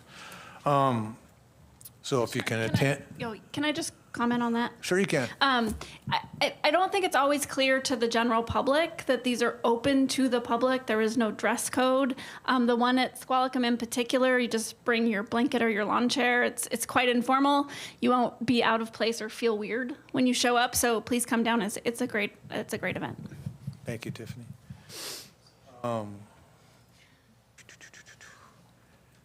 I talked with Brian a little bit today about Blaine. It seems like, we're the airport and the waterfront, and this happens with Blaine all the time. It was happening before I came as a commissioner, and I've kind of brought Blaine back into the loop. And I know our staff hasn't forgotten about it, but there's a perception in the public that we have, and I think maybe our commission has drifted away from it a little bit. There's a lot of projects in Blaine that need to be done, and we're talking about bringing on all these new projects at the airport and over here and over there, and we're not talking about Blaine. And a lot of Blaine's economy has to do with that little bit of waterfront that they have. We had a meeting up there, the heck was it, 3 months ago, 4 months ago? I think we need to have another one. I saw the mayor at the blessing of the fleet, and then she asked, so I'm bringing that ask forward as well as my own ask that, we put something together as a roundtable with the commission. Maybe we can do a meeting up there. Maybe we can do the June meeting up there. I don't know if we can do something that quick. But I'd like to get a little bit of our focus, not all of it, back on Blaine. Because we do have a lot that needs to be done there, and it does affect a lot of people. We've got issues with the city, with the road. Rob and I, Bryant, you and I spoke a little bit about that. You drive down that road, you can't hardly sit on a forklift, period. And it is an industrial area, and the forklifts do go back and forth. So we need to get a little bit of our focus back on Blaine. I'd like that if we could do that, you guys. And maybe we can have that meeting where we can sit down and listen to some more of their concerns. But when Ken and I were there, they had a lot of concerns. And, I'm sure there's more now with what's going on and the tourism dropping off and everything. So if we could tend to focus, keep Blaine on the radar too, as well as, I know we've got a lot. I'm not trying to create more for staff. I think we've got a lot that's already on the table. And Brian told me that we have a group that's talking about things up there, but the people up there don't know it. And I know we don't have anything formed that's hard from what Brian says. We're just that group is just getting into this. But I think we need to have discussions with those folks so that we can give our staff some more input of what Blaine's thinking. Well, nobody's more exposed to this border crisis issue than Blaine, so I think it's useful for us to continue and make sure our economic development team is engaged in thinking about this issue as well. So that was kind of my intent early on when setting up some of these public meetings, was to go to Blaine and then come back with some to-do items. And similar to, if we could do in Blaine what we did for the airport, along with a couple of follow-ups with some stakeholders in the room that can tell us what they need. We can listen. And I think that's part of what that tour would be for me, is to do that kind of a roundtable. I fully support it. I think we walked away from that Blaine meeting feeling a little less than satisfied because we didn't walk away from. I don't think we were there as a whole, and I don't think we had enough time. Correct. I mean, I walked away. I'll speak for myself. And I don't know if we can, incorporate a commission meeting into that where it's a lengthy one, or is that a special meeting thing, you think? Well, we've tried doing commission meetings, regular commission meetings up there, and it's really hard because of the video equipment and the microphones and the AV and the screens. But I do think a special meeting is pretty easy to pull off, and then you can listen to the public, and we can take the notes from that. And So to finish my thought, part of the reason for doing that is so that when we get to budget time, we know, we've had a chance to take a look at every aspect of the port, and we know better, where the priorities are, and we can prioritize between what we see in all of these meetings. And so it's not that we want to trade one for the other, but we as a commission then can come together and say, this was important in Blaine. Is that more important than what we saw at the airport, or is that more important than what we saw somewhere else, right? It's all important. It's just how soon can we do it? Let me finish. So my whole point is to see if we can't get more of those meetings like we had in more of those places with more stakeholders involved in the discussion. Now I'm done. Go. And Brian, I'm not trying to undercut, I just want to make sure that my fellow commissioners, that we can move ahead and get some input for you guys from those guys up there. Because I know you've got a team working on this, and I was really happy to hear that today, because I thought we were like out in Gaga land. Yeah, thanks, Commissioner. No, and no undercutting at all. No, I think we could do a little bit better job maybe communicating what we're working on. I mean, we did go away from that. We had a similar work study session up there last year, and actually staff went away with, okay, now we've got some clear direction on what we need to be focusing our priorities on. We've got our team assembled that we've got, from all the different divisions, where we're looking at the road layouts, where there could be forklift loading docks, all the things we heard from the commission. What we didn't do was a good job, I think, of is reporting back to the commission on that. And so for the airport, we're actively working on that to do a better job of having a write-up and a report out and kind of showing the priorities, showing, getting confirmation from the commission that we're moving in the right direction.